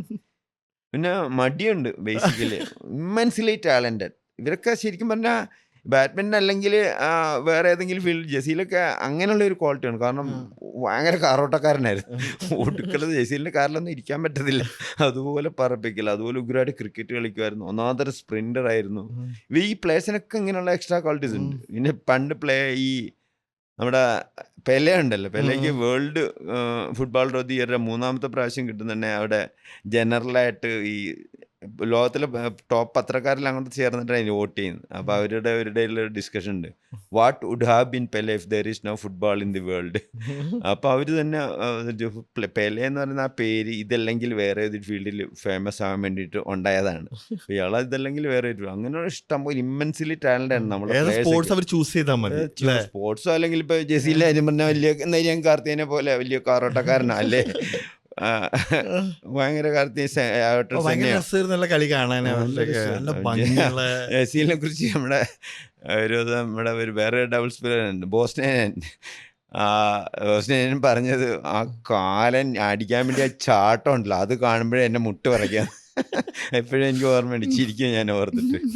അടിക്കാൻ വേണ്ടി ചാടുന്നുണ്ട് എനിക്ക് എൻ്റെ മുട്ട് പറഞ്ഞത്. അതുപോലെ സ്ട്രോങ് റിസ്റ്റ്, ഒരു ഇന്റർനാഷണൽ സ്റ്റാൻഡേർഡ്. പിന്നെ സനേവ, രൂപേഷ്, ഡിജു, വേൾഡ് ലെവലിലുള്ള ഡിജുവിനെ കുറിച്ച് മറ്റേ ഗോപിചന്ദ് പറഞ്ഞ one of the best mixed doubles player in the world എന്നാ. ഇന്ത്യയിൽ നിന്നോ കേരളമെന്നോ ഇന്ത്യയിൽ നിന്നൊന്നും അല്ല, one of the best mixed doubles player in the world എന്ന്. നമ്മുടെ ഇവിടെ കോഴിക്കോട് നമ്മുടെ ഒരു പ്രാവശ്യം ഒരു ക്യാമ്പിൽ 434 കുട്ടികൾ വന്നു. അപ്പം അതറിഞ്ഞിട്ട് ഗോപി ഇവിടെ അരുണിൻ്റെ കല്യാണത്തിന് ക്യാമ്പിൽ വന്നു. ഫങ്ഷനിൽ കുട്ടികൾക്ക് മെഡലൊക്കെ കൊടുക്കും അവരുമായിട്ട്. നല്ല രസമായിരുന്നു. അത് വലിയൊരു പരിപാടിയായിരുന്നു. അത്രയും പിള്ളേരൊന്നും ലോകത്തൊരു ക്യാമ്പിലും ഉണ്ടായിട്ടുണ്ടാവില്ല ആ സമയത്ത്, 2014. അപ്പോൾ അന്നൊക്കെ നമ്മുടെ പ്ലേയേഴ്സൊക്കെ ശരിക്കും പറഞ്ഞാൽ ഇമ്മൻസ്ലി ടാലൻറ്റഡ് ആണ്. ഇഷ്ടംപോലെ പ്ലേയേഴ്സ് ഉണ്ട് വേൾഡ് ലെവലിൽ. അവരൊക്കെ സന ഉഗ്രം സിംഗിൾസ് പ്ലെയർ ആയിരുന്നു. നല്ല സനവിനൊക്കെ 2 പ്രാവശ്യം നാഷണൽ ഗെയിംസിന് സിംഗിൾസിന് ഇറക്കിയിട്ടുണ്ട്. 2 പ്രാവശ്യം സിംഗിൾസ് ജയിച്ചു, പക്ഷേ അന്ന് ഡബിൾസ് തോറ്റു. 2 പ്രാവശ്യം ഇവർ ഒരു 10 വർഷത്തിനിടയ്ക്ക് അവരുടെ പീക്ക് ടൈമിൽ 1-2 പ്രാവശ്യം തോറ്റിട്ടുള്ളൂ ഡബിൾസ്. പക്ഷെ അന്ന് സിംഗിൾസ് ഇറങ്ങിയോണ്ടാണ് ഡബിൾസ് തോറ്റ്. 2 പ്രാവശ്യം ഞാനും ഉണ്ടായിരുന്നു ടീമിൻ്റെ. ഒരു 30 വർഷമായിട്ടുള്ള 1994 മുതൽ 2004 വരെ ഞാൻ റിട്ടയർ ചെയ്ത് കഴിഞ്ഞും നാഷണൽ ഗെയിംസിന് എന്നെ വിട്ടിട്ടുണ്ട്. കിരൺ ജോർജൊക്കെ ഉള്ളപ്പോൾ ആ സമയത്തൊക്കെ ഇവരുടെ സനേവ് ഒക്കെ അന്നൊക്കെ ഈ ഡബിൾസ് പ്ലേയേഴ്സ് എന്നൊക്കെ പറഞ്ഞാൽ നമുക്ക് കോച്ചസിൻ്റെ ഒരു അഭിമാനമായിരുന്നു.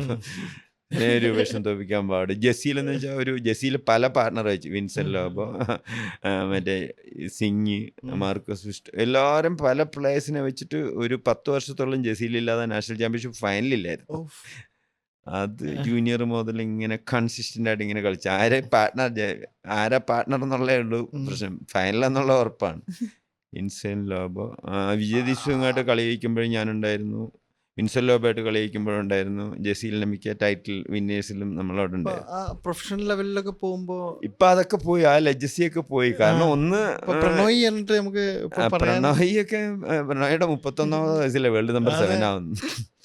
പ്രണോയൊക്കെ അന്ന് ചെറിയ under-13 മുതലേ നമ്മൾ നമ്മുടെ സ്റ്റേറ്റ് ടീമിലൊക്കെ വന്ന് പോവുകയാണ്. സബ് ജൂനിയർ ലെവലിലൊക്കെ തീരെ മോശമായ പ്രണോയുടെ അച്ഛൻ ചോദിക്കുന്നുണ്ടായിരുന്നു പ്രണോയുടെ അടുത്ത്, മോനെ നീ നന്നായി പഠിക്കുന്നതല്ലേ, നിനക്ക് അങ്ങനെ കണ്ടിന്യൂസ് ലെവലിൽ നിർത്തും. അപ്പോൾ പ്രണോയ് പറയുന്നുണ്ട്, പക്ഷേ ഞാൻ കളിക്കും, ഞാൻ കളിച്ചു വരും. അപ്പോൾ അതൊക്കെ സ്വന്തം വേരുകൾ, ഞാൻ പറഞ്ഞില്ല, സ്വയം ആഴത്തിലൊക്കെ ഒരു മനസ്സിലൊരു ആഗ്രഹമുണ്ടോ അതിന് വേണ്ടിയിട്ട് എത്ര തിരിച്ചടികളിലും പതറാതെ നിൽക്കുന്ന പ്ലേയേഴ്സൊക്കെ ഉണ്ടാവും. അത് ഈ മറ്റുള്ള പ്ലേയേഴ്സിനൊക്കെ ഇവരുടെയൊക്കെ അച്ചീവ്മെൻറ്റ്സ് ഒരു പാഠമാണ്. കാരണം ലൈഫിലെ ഏറ്റവും ടോപ്പ് പെർഫോമൻസ് വേൾഡ് റാങ്കിൽ വരുന്ന നമ്പർ 7 ആണെന്ന് തോന്നുന്നു. വേൾഡ് നമ്പർ 7 31ാമത്തെ വയസ്സിലാണ്.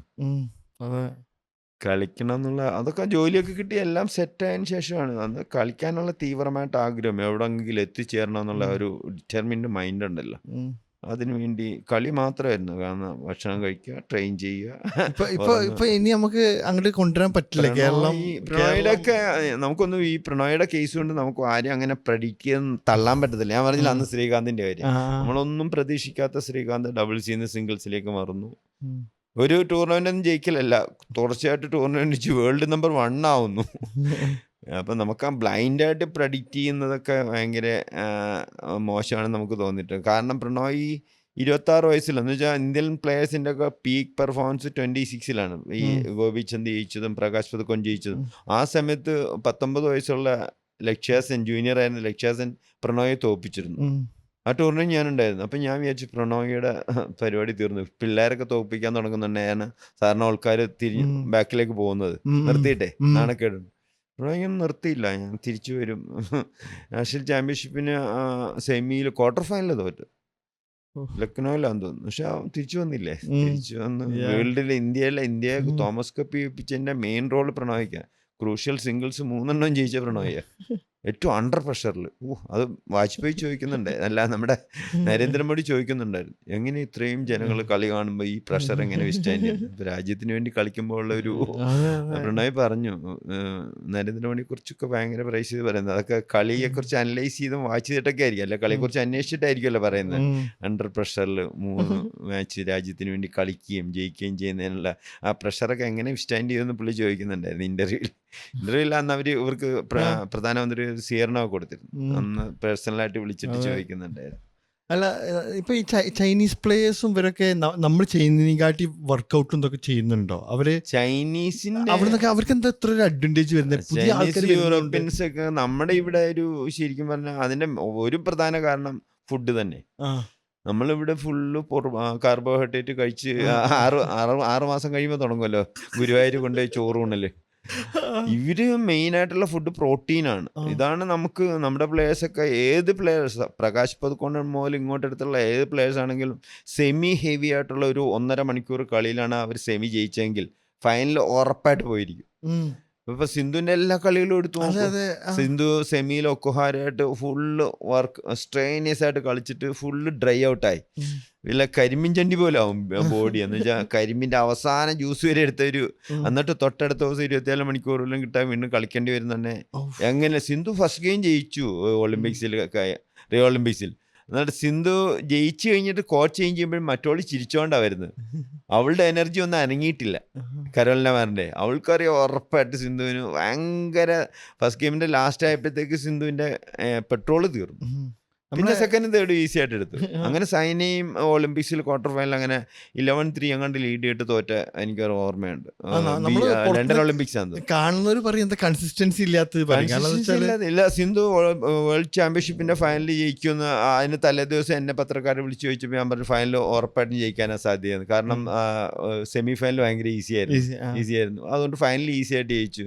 തലേ ദിവസം ഭയങ്കര സ്ട്രെയിനിയസ് ആയിട്ട്, ഈവൻ മെൻസിലാണെങ്കിലും ഭയങ്കര സ്ട്രെയിനിയസ് മാച്ച് സെമി കളിച്ചു കഴിഞ്ഞാൽ 1.5 മണിക്കൂർ പോയാൽ പിന്നെ ഫൈനൽ ഇനിക്കില്ല. ഇനി ഒരു ചടങ്ങിന് വേണ്ടി കളിക്കും. പ്രണോയ് അങ്ങനെ കളിച്ചിട്ടുണ്ട്, ലക്ഷ്യ സെൻ കളിച്ചിട്ടുണ്ട്, എല്ലാ പ്ലേയേഴ്സും മിക്കവരും. നമ്മൾ കുറേ നാളായിട്ട് ഞാനിങ്ങനെ വായിച്ചു ചെയ്യുന്നത്.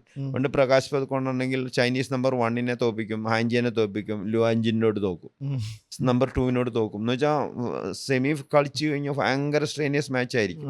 ഭയങ്കര ഒരു 5 പോയിന്റ് ഗെയിമല്ലേ. 13-2 വന്നിട്ട് പ്രകാശ് ലുവാൻജിനെ തോപ്പിച്ചിട്ടൊക്കെയുണ്ട്. ആ പേപ്പർ കട്ടീസൊക്കെ ഇപ്പോഴും ഞാൻ എടുത്ത് വെച്ചിട്ടുണ്ടായിരുന്നു. കുറേ ഒരു 10-15 വർഷത്തെ അത് ചിലത് ചെതല് പിടിച്ചിരിക്കുന്നു പറഞ്ഞ് ഉമ്മ അടുത്ത് എത്തിച്ചു വരും. നമ്മളെ കുറേ വർഷത്തെ എന്ത് പറയാൻ അറിയാതെ ചെയ്തു പോയതാ. അത് എൻ്റെ അടുത്ത് ബാലേന്ദ്രൻ ചോദിച്ചു, പ്രകാശിൻ്റെ പേപ്പർ കട്ട് നിങ്ങൾ ഉണ്ടാകും തരുമോയെന്ന് ചോദിച്ചു. ഞാൻ പിന്നെ വലിയ കാര്യമായിട്ട് എത്തിച്ചെല്ലാൻ പോയിട്ട് അത് എല്ലാം ചെതലെടുത്ത് ഞാനെടുത്ത് തീയിട്ടത്. നമുക്കതൊരു ഭയങ്കര ഒരു ഫാൻ ഫോളോവറാണ് പ്രകാശ്. അന്ന് റേഡിയോയിലൊക്കെ ന്യൂസൊക്കെ അല്ലേ ഉള്ളു. സുഷമ വാർത്ത വായിക്കുന്നു, ഭാരതത്തിന്റെ പ്രകാശ് പതുക്കോണെ ആൽബ വേൾഡ് കപ്പിൽ ചൈനീസ് നമ്പർ 1 ഹാൻജിയനെ 15 കേൾക്കുകയാണ് ചെയ്യുന്നത്. അതെ, പിന്നെ അടുത്ത ദിവസം പേപ്പറിൽ വരും. പക്ഷെ ന്യൂസ് വെളുപ്പിനെ കേൾക്കാം. സുഷമ 7:25 വാർത്തയ്ക്ക് അതൊക്കെ കേൾക്കാൻ വേണ്ടി ഇങ്ങനെ കാത്തിരിക്കും. അപ്പോൾ നമ്മുടെ രോമൊക്കെ എണീറ്റിരിക്കും. എന്നിട്ട് അടുത്ത ദിവസം പേപ്പറിലൊക്കെ ഫ്രണ്ട് പേജിൽ പ്രകാശ് മാലയൊക്കെ ഇട്ടിരിക്കുന്നത്. ഈ വേൾഡ് ചാമ്പ്യൻഷിപ്പിന് മുമ്പ് ഒരു ആൽബ വേൾഡ് കപ്പ് എന്നും ആൽബ വേൾഡ് കമ്പനി സ്പോൺസർ ചെയ്ത ടൂർണമെന്റ് ഉണ്ട്. അതിന്റെ ഫൈനലിൽ പ്രകാശ് ചൈനീസ് നമ്പർ 1 ആയിട്ട് കളിക്കുകയാണ്, ഹാൻജിയനാണ്. അതിന് ഫസ്റ്റ് ഗെയിം പ്രകാശ് ജയിച്ച് 15 ലവിലാണ്. അപ്പോൾ അവർ പേപ്പറിൽ ചൈനീസ് മലേഷ്യയിലേക്ക് ചേരുന്നത് മലേഷ്യൻ ജനക്കൂട്ടം സ്തബ്ധരായിരുന്നു. എന്ന് വെച്ചാൽ ഒന്നും പറയാൻ പറ്റാതെ ഇന്ത്യക്കാരൻ ചൈനക്കാരന് ചൈനീസ് വേൾഡ് നമ്പർ 1 15 ലവിൽ ഒരു point. So second game Prakash 17-18 ജയിച്ചത് ഫസ്റ്റ് വേൾഡ് കപ്പ്. അത് ആ ഗെയിം പ്രകാശ് തോറ്റിരുന്നെങ്കിൽ തേർഡ് സെറ്റ് പ്രകാശ് ലെവല് തോറ്റാൻ.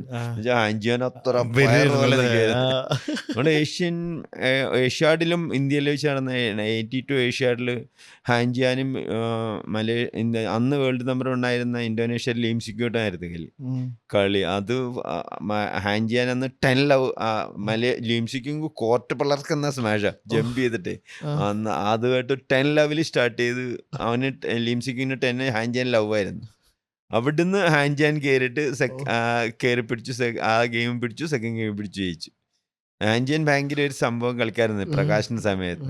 ഒരു വേൾഡ് ചാമ്പ്യൻഷിപ്പ് ഫൈനൽ സെമിയിൽ മോട്ടൺ ഫാസ്റ്റ് ഹാൻജിയാൻ വന്നിട്ട് ഹാൻജിയാൻ ഫസ്റ്റ് ഗെയിം തോറ്റു, സെക്കൻഡ് ഗെയിമിന് ഹാൻജിയാൻ ജയിച്ചു. മൂന്നാമത്തെ ഗെയിം മോട്ടൺ ഫാസ്റ്റ് 15 പോയിന്റ് ഗെയിമല്ലേ, അത് 8 പോയിന്റ് ആയപ്പോൾ കോച്ച് ചേഞ്ച് ചെയ്യുമ്പോൾ ഹാൻജിയാന് 3 പോയിന്റ്, മോട്ടൺ ഫാസ്റ്റിന് 8 പോയിന്റ് ചേഞ്ച് ചെയ്ത് അപ്പുറത്ത് പോയിട്ട് ഒറ്റ സ്ട്രെച്ചിന് 12 പോയിന്റ് എടുത്തു.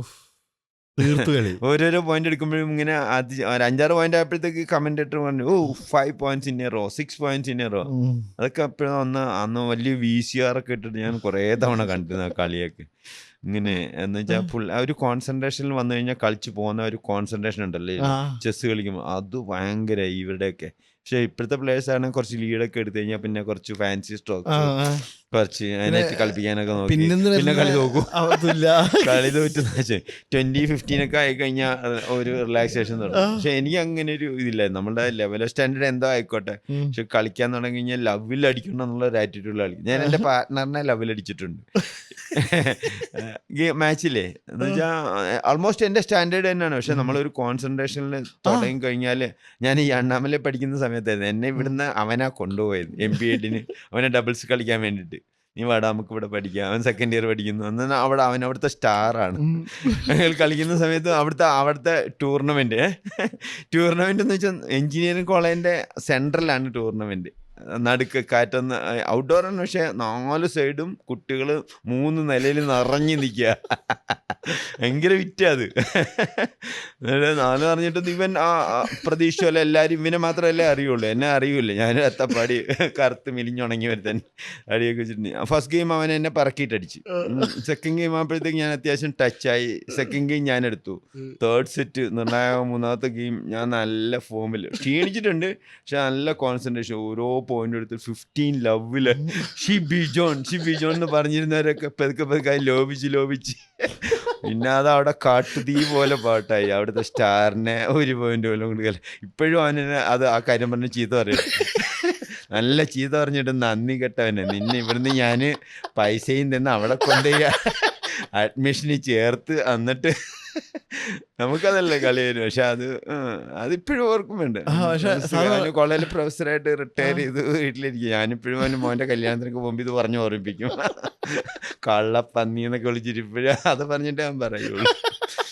നല്ല രസം അത്. പക്ഷെ ആ കോൺസെൻട്രേഷൻ ഇപ്പോഴത്തെ പിള്ളേർക്ക് ഇല്ല. അത് ഭയങ്കര ഇതല്ലേ, അതായത് ഫുള്ളി നമ്മൾ ഗെയിമിൽ ഫുള്ളി ഫോക്കസ് ആയി നിൽക്കുമ്പോൾ വേറെ ഒരു സാധനം കളിക്കുന്ന പോലുള്ള ഒരു കോൺസെൻട്രേഷൻ തീർക്കണം. അങ്ങനെ പേഷ്യൻസിൽ കളിക്കണം എന്നാണല്ലോ. അതാണ് എല്ലാ ഈ സിംഗിൾസ് കളിക്ക് ഭയങ്കര ആവശ്യമാണ്. എന്ന് വെച്ചാൽ patience to train, patience to wait for opponents mistakes, patience to wait for a weak return. അങ്ങനെ എല്ലാ രീതിയിലും ട്രെയിൻ ചെയ്യാനുള്ള പേഷ്യൻസും, പിന്നെ ഓപ്പർച്യൂണിറ്റീസ് വരാനുള്ള പേഷ്യൻസും, പിന്നെ തിരിച്ചടികൾ പതറാതിരിക്കാനുള്ള പേഷ്യൻസ് അല്ല. അത് കുറേ കളികളൊക്കെ നമ്മൾ ഒരു വർഷമൊക്കെ ഭയങ്കരമായിട്ട് കളിച്ച് കഴിഞ്ഞിട്ട് ഒരു ടൂർണമെന്റ് ഫസ്റ്റ് റൗണ്ടൊക്കെ തോറ്റു കഴിഞ്ഞാൽ ഇത്രയും ട്രെയിൻ ചെയ്തിട്ട് തോക്കുകയെന്ന് വെച്ചാലേ. അപ്പം അതിനൊക്കെ ഞാൻ ഈ ആഷ്ലി ബർട്ടിയുടെ കഥ പറഞ്ഞു കൊടുക്കും. ആഷ്ലി ബർട്ടി ടെന്നീസ് പ്ലെയർ അല്ലേ, അവള് 11 ഗ്രാൻഡ് സ്ലാം കളിച്ചു. 8 എണ്ണത്തിലും ഫസ്റ്റ് റൗണ്ടിൽ ഔട്ടായി. 9ാമത്തെ ഒരു ടൂർണമെന്റ് മാത്രം സെക്കൻഡ് റൗണ്ട്. പിന്നെ അങ്ങോട്ട് ജയിക്കാൻ തുടങ്ങിയിട്ട് കണ്ടിന്യൂസ് ആയിട്ട് 9 ഗ്രാൻഡ് സ്ലാം ജയിച്ചിട്ട് 9 എണ്ണം ജയിച്ചു എന്ന് തോന്നുന്നു എൻ്റെ ഓർമ്മയിൽ. വേൾഡ് നമ്പർ 1 ആയി. വേൾഡ് നമ്പർ 1 ആയിരിക്കെ തന്നെ റിട്ടയർ ചെയ്തു. സാധാരണ ഗതി നമ്മളൊക്കെ ഒരു ടൂർണമെന്റ് നാഷണൽ ഫസ്റ്റ് റൗണ്ട് തോറ്റു കഴിഞ്ഞാൽ 3 തോറ്റു കഴിഞ്ഞപ്പോൾ ആൾക്കാരൊക്കെ പറയാൻ തുടങ്ങത്തില്ലേ, വേറെ പണിയില്ല, ഫസ്റ്റ് റൗണ്ട് പോയി റണ്ണറപ്പായിട്ട് വന്നെന്ന് പിള്ളേർക്ക് പറയാറുണ്ട്. ഫസ്റ്റ് റൗണ്ട് റണ്ണറപ്പായെന്ന് ചോദിക്കും. അപ്പോൾ ഫസ്റ്റ് റൗണ്ടിലാണോ എന്ന് ചോദിക്കും. 8 ടൂർണമെന്റൊക്കെ തോറ്റിട്ട് തിരിച്ചു വരാനുള്ള അത് അങ്ങനെയുള്ള ഒരു മനക്കരുത്തുള്ളവരൊക്കെയാണ് ഇതിനകത്ത് സർവൈവ് ചെയ്യുക. ഡയറ്റ് ഭയങ്കര ഇമ്പോർട്ടന്റ്. അത് ഇന്ത്യൻ സ്പോർട്ടിന് തന്നെ. ഇത് വെച്ചാൽ കഴിഞ്ഞ ഒളിമ്പിക്സിന്റെ 100 വർഷത്തെ ചരിത്രത്തിൽ എടുത്താലേ മൈക്കൽ സ്പിക്സ് 28 മെഡൽ നേടിയിട്ടുണ്ട്, 23 സ്വർണ്ണം കാണും. സ്വിമ്മിങ്ങിൽ ഒറ്റ ഒരാളെ ഇവിടെ ഇന്ത്യയിലെ 140 കോടി ജനങ്ങൾ 100 വർഷം കൊണ്ട് അത്രയും നേടിയിട്ടില്ല. ആലോചിച്ച് നോക്ക്. ഡയറ്റ് ഭയങ്കര ഒരു മെയിൻ വർക്കൗട്ട് ചെയ്യുന്ന പോലെ തന്നെ ഒരു ആസ്പെക്ട് ആണ്. പിന്നെ നമ്മൾ എന്ത് ഇന്ധനം ഉപയോഗിക്കും, നമ്മൾ ഉപയോഗിക്കുന്ന ഇന്ധനം വെച്ചിട്ട് നമ്മൾ കാർ റേസിൽ വിൻ ചെയ്യുന്നില്ലെന്ന് വെച്ചാൽ നമ്മൾ ഇന്ധനം മാറ്റൂല്ലേ. അപ്പൊ നമ്മളിങ്ങനെ കാർബോഹൈഡ്രേറ്റ് ഇങ്ങനെ എടുത്തുകൊണ്ടിരിക്കുന്നു 100 വർഷമായിട്ട്. പക്ഷെ അന്ന് അതൊരു കാരണമായിരുന്നു. കാരണം ഇന്ത്യ സ്വാതന്ത്ര്യത്തിന് മുമ്പ് പട്ടിണി ദാരിദ്ര്യം കൊണ്ട് ചാവാറായി കിടന്ന നമ്മളെ ഈ അമേരിക്ക അധികം വരുന്ന ഗോതമ്പൊക്കെ അന്ന് കടലിൽ കൊണ്ട് തള്ളുമായിരുന്നു. വെച്ചാൽ അവരുടെ ഈ ആൾക്കാർക്ക് മടി പിടിച്ചു പോകുമെന്ന് കരുതിയിട്ട്. അപ്പൊ അത് നമ്മൾ നെഹ്റുവൊക്കെ റിക്വസ്റ്റ് ചെയ്തിട്ട് അമേരിക്കൻ മാവ് കപ്പലിൽ ഇങ്ങോട്ടാണ് വരുമായിരുന്നു, ഗോതമ്പ് പൊടി. അതാണ് അമേരിക്ക മാവെന്ന് ഞങ്ങളുടെയൊക്കെ സമയത്ത് അമേരിക്കൻ മാവെന്ന് പറഞ്ഞ് ഇങ്ങനെ പട്ടിണി മാറ്റാൻ വേണ്ടി റേഷൻ കടയിൽ കൊടുക്കുന്ന പോലെ ഓരോരോ വീടുകളിൽ കൊണ്ട് കൊടുത്തു. ഞാൻ എൻ്റെ വീട്ടിലൊക്കെ ഉണ്ടായിരുന്നു. വലിയ ചാക്ക് നിറച്ച്. എൻ്റെ അമ്മയുടെ ജ്യേഷ്ഠത്തി അതിൻ്റെ ഒരു ഏജന്റ് ആയിരുന്നു. പട്ടിണിയും ദാരിദ്ര്യമുള്ള ആ ഏരിയയിലുള്ള ഒരു വീട്, ഏതെങ്കിലും അത്യാവശ്യം അറിയപ്പെടുന്ന ഒരു വീട്ടിലേക്ക് കൊണ്ടു കൊടുക്കുമ്പോൾ അവിടുന്ന് സപ്ലൈ ചെയ്യും. അങ്ങനെ നമ്മൾ ഇത് കാർബോഹൈഡ്രേറ്റ് ശീലമാക്കി നമ്മുടെ ശരീരം അതില്ലാതെ പറ്റാത്ത ഒരു സ്റ്റേജിലേക്കാക്കി. മറ്റവരൊക്കെ ആണെങ്കിലോ ചെറുപ്പം മുതലേ പ്രോട്ടീൻ തന്നെ. യൂറോപ്യൻസിനെ കണ്ടില്ലേ, നമ്മുടെ ബുള്ളറ്റും മറ്റേ സണ്ണി മോട്ടോർ സൈക്കിളിൽ ചെറിയ സാധനം, അതും തമ്മിലുള്ള വ്യത്യാസമാണ് ജനറൽ ഫിസിക്കിന്റെ. അതൊരു മെയിൻ ഫാക്ടർ തന്നെ. പ്രോട്ടീൻ എന്ന് വെച്ചാൽ 1 ഗ്രാം പ്രോട്ടീൻ കഴിച്ചാൽ 4 ഗ്രാം എനർജി കിട്ടും, 4 കലോറി എനർജി കിട്ടും. 1 ഗ്രാം കാർബോഹൈഡ്രേറ്റ് കഴിച്ചാലും കിട്ടും. പക്ഷെ പ്രോട്ടീൻ നമ്മുടെ മസിൽസിന്റെ ഫുഡാണ്. മസിൽ ബിൽഡ് ചെയ്യാനും, മസിൽസിന്റെ ഷേപ്പിന്, മസിൽ ഗ്രോ ചെയ്യാനും, മസിൽ ഡാമേജ് റിപ്പയർ ചെയ്യും. നമ്മൾ ഒരു ദിവസം സ്ട്രെയിനേഴ്സ് ആയിട്ട് കളിച്ചു കഴിഞ്ഞാൽ നമ്മുടെ മസിലൊക്കെ വലിയും, മസിൽ ഫൈബർ ബ്രേക്ക് ചെയ്യും. പക്ഷെ നമ്മുടെ ബോഡിയിൽ ആവശ്യത്തിന് പ്രോട്ടീൻ ഉണ്ടെങ്കിൽ അന്ന് രാത്രി തന്നെ നമ്മുടെ ബ്രെയിൻ ഈ പ്രോട്ടീൻ ഉപയോഗിച്ചിട്ട് ഇത് മസിൽസിന്റെ എല്ലാ ഡാമേജും റിപ്പയർ ചെയ്യും, വലിയ സിവിയർ ആയിട്ടുള്ള ഡാമേജ് ഒഴിച്ചിട്ട്. അപ്പൊ പ്രോട്ടീൻ ഇല്ലെങ്കിൽ അതേ ക്ഷീണം കൊണ്ട് നമ്മൾ അടുത്ത ദിവസം കാര്യം അറിയും.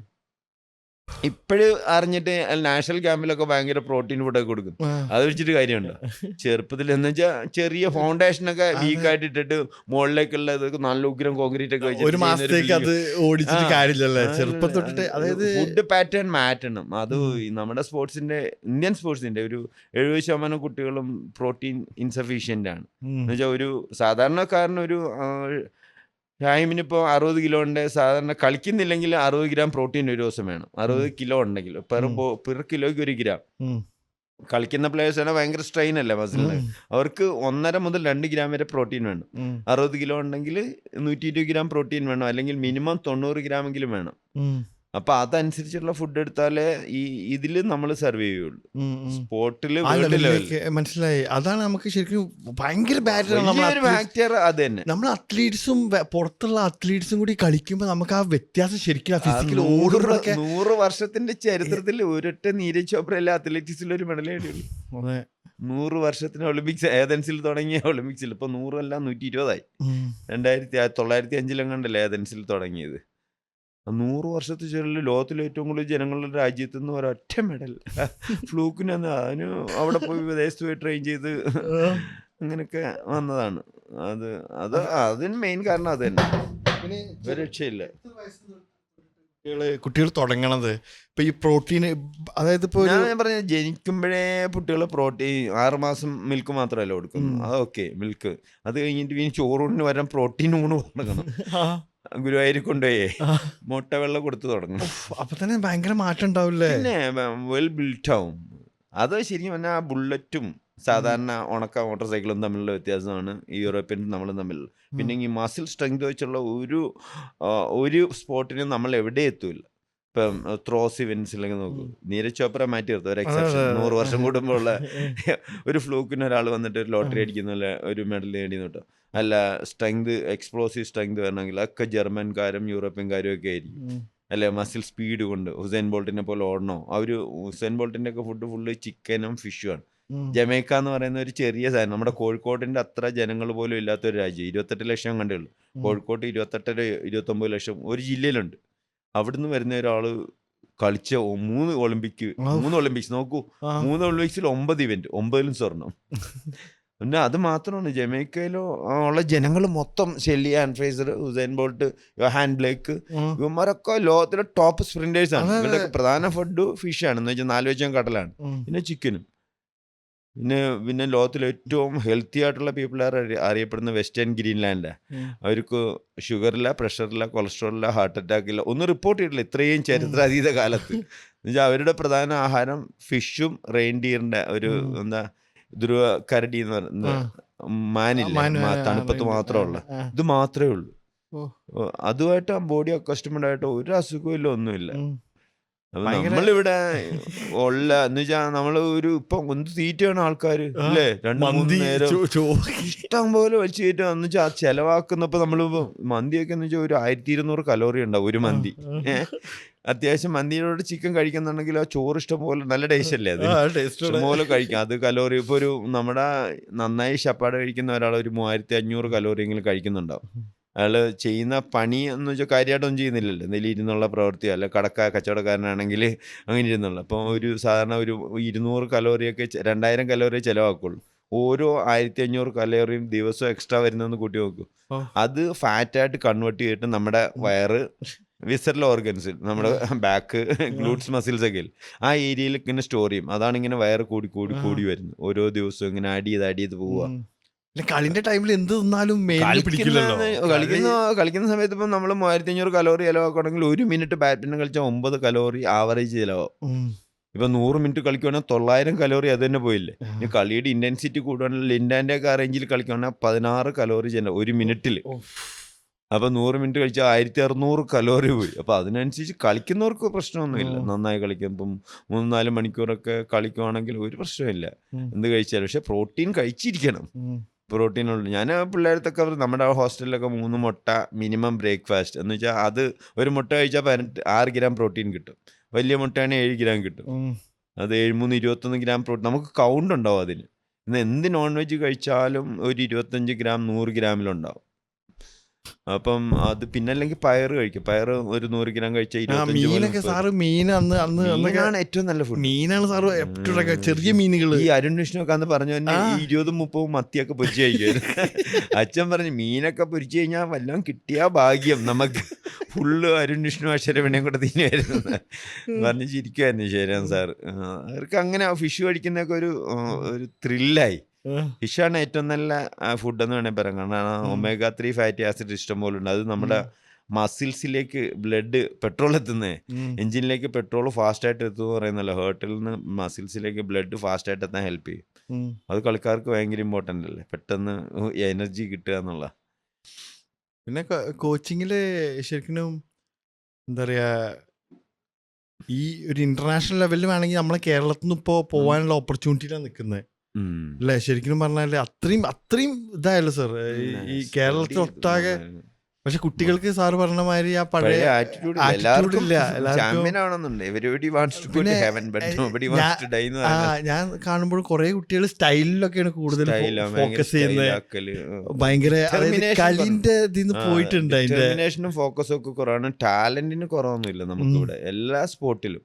പിന്നെ നാഷണൽ ലെവലിലൊക്കെ നോക്കിയാൽ football, basket ball, volleyball, athletics, even badminton, എല്ലാ സ്പോർട്ടും നമ്മൾ ഈ ടാലൻറ്റ് വൈസ് നമ്മളെ കമ്പയർ ചെയ്യാനേ പറ്റത്തില്ല. പക്ഷെ മറ്റുള്ള സ്റ്റേറ്റുകളൊക്കെ പ്രത്യേകിച്ചും തമിഴ്നാട്, ഹിമാചൽ പ്രദേശ്, കർണാടക ഒക്കെ ഭയങ്കരമായിട്ട് സ്പോർട്സിന് പൈസ വാരി എറിഞ്ഞിട്ട് നല്ല പ്രോത്സാഹനം കൊടുക്കുന്നുണ്ട്. ഇപ്പോൾ ഒളിമ്പിക്സിലൊക്കെ പോയി എന്തെങ്കിലും മെഡലൊക്കെ മേടിച്ചാൽ അവർ കൊടുക്കുന്ന പൈസ നമുക്ക് ഊഹിക്കാൻ പോലും പറ്റത്തില്ല. നമുക്ക് പിന്നെ ഇവിടെ കൊടുക്കേണ്ടി വരില്ല. ആകെപ്പാടെ ഒരു ശ്രീജേഷോ ആരെങ്കിലൊക്കെ, ശ്രീജേഷിന് മാത്രമേ ഒളിമ്പിക് മെഡലിൽ പൈസ കൊടുത്തേക്കേണ്ടി വന്നിട്ടുള്ളൂ. അങ്ങനെയാണേലും അവർ നന്നായി പൈസ സ്പെൻഡ് ചെയ്യുന്നു. ഇവിടെ സാമ്പത്തികം ഒരു പ്രശ്നമാണ്, വലിയ സ്പോൺസറെ കിട്ടാൻ. എന്നുവെച്ചാൽ വലിയ ഫാക്ടറികളും സാധനങ്ങളൊക്കെ ഇവിടെ തീരെ കുറവല്ലേ പ്രശ്നങ്ങളും. അതുകൊണ്ട് മറ്റുള്ള തമിഴ്നാട്ടിലൊക്കെ കിട്ടുന്ന പോലെ ഏതെങ്കിലും വലിയ സ്പോൺസറെയോ, തമിഴ്നാട്ടിൽ ഇപ്പം വലിയ ബാഡ്മിൻ്റൺ അക്കാഡമിയൊക്കെ ഉണ്ട്, ഹഡ്സൺ പോലെ. എന്ന് വെച്ചാൽ അതൊക്കെ മെയിൻ ഫുള്ള് ഓൾമോസ്റ്റ് ആൾ എക്സ്പെൻസും അരുൺ ഐസ്ക്രീം ഇല്ലേ, അവരാണ് മീറ്റ്. അങ്ങനെ വലിയ സ്പോൺസേഴ്സിനൊക്കെ കിട്ടാൻ അവർക്കൊന്നും പ്രശ്നമില്ല. നമുക്കതൊരു പ്രശ്നമാണ് ഇവിടുത്തെ സ്പോർട്സ് ഡെവലപ്പ് ചെയ്യാൻ. അതല്ല ടാലൻറ്റിന് നമുക്കൊരു കുറവുമില്ല. ഉണ്ട് മറ്റേ കവി പറഞ്ഞാൽ നിങ്ങൾക്ക് എന്താ പൂക്കളെ കൂട്ടത്തോടെ നശിപ്പിക്കാൻ പറ്റും, വർഷകാലത്തെ നശിപ്പിക്കാൻ പറ്റത്തില്ല. അതുകൊണ്ട് ഇങ്ങനെ നമ്മുടെ ഇവിടെ കാലം ചെല്ലുന്നതോറും ടാലൻറ്റ് വൈസ് കുട്ടികൾ വന്നുകൊണ്ടിരിക്കും. പക്ഷേ അതിനെ പ്രൊമോട്ട് ചെയ്യാനും നിലനിർത്താനും ഇതുവരെ സ്പോൺസർ കിട്ടാനൊക്കെ നല്ല ബുദ്ധിമുട്ടുന്നുണ്ട്. ഇപ്പോൾ പഴയതുപോലെയല്ല. ഇതൊക്കെ സർക്കാർ കഴിയുന്നൊക്കെ ചെയ്യുന്നുണ്ട്, ജോലിയൊക്കെ കൊടുക്കുന്നുണ്ട്. പക്ഷെ ഒന്നും പോരാ ഇനി നിലനിൽക്കണേ. അതെ, മറ്റു സ്റ്റേറ്റിലൊക്കെ കളിച്ച് ജയിക്കുന്ന കുട്ടികൾക്ക് ഭയങ്കര പണ്ടൊക്കെ അത്ലറ്റിക്സിൽ ജൂനിയറും സീനിയറൊക്കെ നമ്മൾ തന്നെ ആയിരുന്നു. നമ്മൾ അത്ലറ്റിക്സ് ആണല്ലോ മെയിൻ ഒരു കായിക അഭ്യാസം കൊണ്ട് നേടിയെടുക്കുന്ന ഒരു സ്പോർട്ട്.